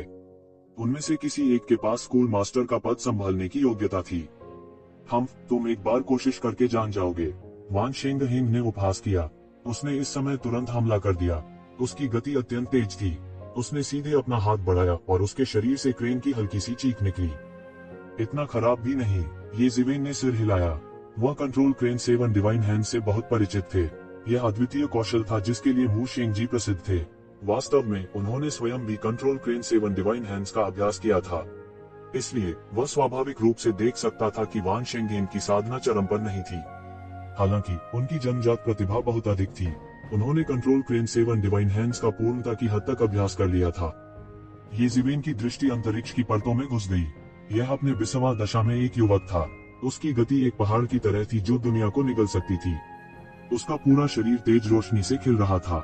वह वास्तव में एक युवा नायक थे। और जैसे ही हर कोई चर्चा कर रहा था, अचानक हवा में एक ठंडी रोशनी चमक उठी। ये फेंग्यून था। उसने सीधे अपनी तलवार से मशरूम के बादल को तोड़ दिया और एक भयानक गति के साथ वह आकाश से नीचे उतरी, जैसे कि एक चट्टान अपने पंख फैला रही हो। एक चौंकाने वाली गति तकनीक के साथ उसने अपनी तलवार वान शेंगहेन की ओर मारी। इस समय अन्य नायक वान शेंगहिंग अंत में पहुंचे। उसकी आकृति एक सुंदर हंस की तरह आकाश में चुभ गई। उसने आकाश की ओर देखा और एक स्पष्ट गर्जना छोड़ी। उसके पूरे शरीर की वास्तविक तात्विक ऊर्जा फैल गई और तारों की शक्ति में बदल गई। उन्होंने सीधे तौर पर अपनी मुट्ठी का इरादा लॉन्च किया। पल भर में इसने आसमान को ढक लिया। यह ऐसा था मानो स्वर्ग और पृथ्वी के बीच का सब कुछ मिट गया हो। यह एक ब्रह्मांड बन गया था और वह इस ब्रह्मांड में एकमात्र सच्चा परमेश्वर था। ट्रू मार्शल स्कूल शक्तिशाली था। इन वर्षों में ट्रू मार्शल स्कूल के कुछ रहस्य लंबे समय से सभी को ज्ञात थे। खासकर स्कूल मास्टर के वंशज वे हार नहीं मान सकते थे। हालांकि वे कई वर्षों से काम कर रहे थे और उनकी गहरी नींव थी, फिर भी उनमें घातक कमजोरी थी। हुआंग वूजी बेहोश था। वे बिना नेता के ड्रैगन की तरह थे। हालांकि बाई जियानसोंग और अन्य बेहद मजबूत थे, लेकिन वे हुआंग वूजी जैसी जनता को विश्वास नहीं दिला सके। उन दोनों ने एक ही समय में जमीन पर दबाव को उतार दिया, जिससे जमीन दरारों से घनी हो गई। जिस स्थान पर ये दोनों आपस में टकराए, वह स्थान सैकड़ों मील तक फैल गया। यह बेहद भयावह नजारा था। बूम! दोनों के बीच की टक्कर एक मूंछ से सुई की तरह थी। यह एक भयंकर टकराव था। दोनों पक्षों की मार्शल आर्ट को पूर्णता के चरम पर कहा जा सकता है। बुनियादी मार्शल आर्ट को पारलौकिक क्षेत्र स्तर पर भी कहा जा सकता है। जब इन ऋषि क्षेत्र के योद्धाओं द्वारा उपयोग किया गया तो इसमें असाधारण शक्ति थी। मुझे सबक सिखाओ। यह हास्यास्पद है, भले ही स्कूल मास्टर बेहोश हो, यह आपके लिए महत्वाकांक्षा रखने का समय नहीं है, ये फेंग्यून ने कहा। डांग, छोटे संप्रदायों से आए इन आचार्यों के लिए यह कोहरे में फूलों को देखने के समान था। वास्तव में इनका उनसे कोई लेना देना नहीं था। चाहे वह मू शेंगजी हो या हुआंग वूजी, इसका उन पर ज्यादा प्रभाव नहीं पड़ेगा। ट्रू मार्शल स्कूल जैसे दिग्गज के लिए वे सिर्फ चींटियां थीं। भले ही वे अब गंभीर रूप से घायल हो गए हो, फिर भी यह अस्तित्व नहीं था कि वे पहुंच सकें। ये दो लोग, क्या यह अभी भी ऋषि क्षेत्र की ताकत है? मुझे डर है कि ऐसी ताकत पूरे ऋषि क्षेत्र को पार करने के लिए पर्याप्त है। पहली टक्कर ड्रॉ रही। तू फेग्यून की तलवारबाजी भी खराब नहीं थी। हालांकि यह देखा जा सकता था कि वह तलवार की खेती करने वाला नहीं था, लेकिन वह कई तलवार चलाने वालों की तुलना में अधिक अत्याचारी था। व्यू शेंगजी ने सैकड़ों वर्षों से खेती की थी। स्वाभाविक रूप से उनके कौशल स्वयं स्पष्ट थे। तू जिवेन के पास एक त्वरक के रूप में रहस्यमय स्थान था, इसलिए वह इसे थोड़े समय में मास्टर कर सकता था। यह दिखाने के लिए काफी था कि वह कंट्रोल क्रेन 7 डिवाइन हैंड्स में इस हद तक महारत हासिल कर सकता है। बिग बैंग स्टारडस्ट फिस्ट, ये जिवेन की प्रसिद्ध खोई हुई तकनीक। मुझे उम्मीद नहीं थी कि ये फेंग्यून इस शक्ति तकनीक का अभ्यास करना चुनेगी। इसमें कोई आश्चर्य की बात नहीं है कि उसके पास एक शिवेन की शैली है। सच में ऐसा है। यह दो बड़े खेमों के बीच टक्कर थी, इसलिए दोनों में से किसी के भी पीछे हटने की कोई संभावना नहीं थी। तलवार की इस अत्यंत तेज तकनीक के सामने वान शेंगहेंग के शिष्य अचानक सिकुड़ गए। फिर उसने अपनी हथेली को थपथपाया और तलवार प्रकाश को पकड़ लिया। ऐसा लग रहा था मानो वह तलवार प्रकाश को पकड़कर कुचल देना चाहता हो। बिग बैंग स्टारडस्ट मुठ थी। वान शेंगहेंग की मार्शल शक्ति वास्तव में साधु क्षेत्र में एक अकल्पनीय स्तर तक पहुंच गई थी। ये शिवेन ने इन दोनों के बीच की लड़ाई को देखते हुए सिर हिलाया। वह इन लोगों से अलग ऊंचाई पर खड़ा था। आखिरकार ये फेंग्यून और वान शेंगहेंग दोनों ही ट्रू मार्शल स्कूल के शिष्य थे। टक्कर की एक अतुलनीय तेज आवाज सुनाई दी। कंट्रोल क्रेन 7 डिवाइन हैंड्स ये फेंग्यून की तलवार प्रकाश से टकरा गई थी। अनंत दिव्य प्रकाश फूट पड़ा और सभी दिशाओं में बहने वाली हवा की लहरों को दूर कर दिया। उसकी उंगलियां जेड की तरह थीं। इस आक्रमण की शक्ति अनंत थी और इसकी गति अत्यंत तीव्र थी। यह एक ही पल में ये फेंग्यून के सामने आ चुका था। चलो भी, वान शेंगहेंग डरे नहीं थे। उसने अपना हरिताश जैसा चिकना हाथ फैलाया और तुरंत उसे बढ़ाया। इसके बाद यह ये फेंग्यून के बिग बैंग स्टारडस्ट फिस्ट से टकराया।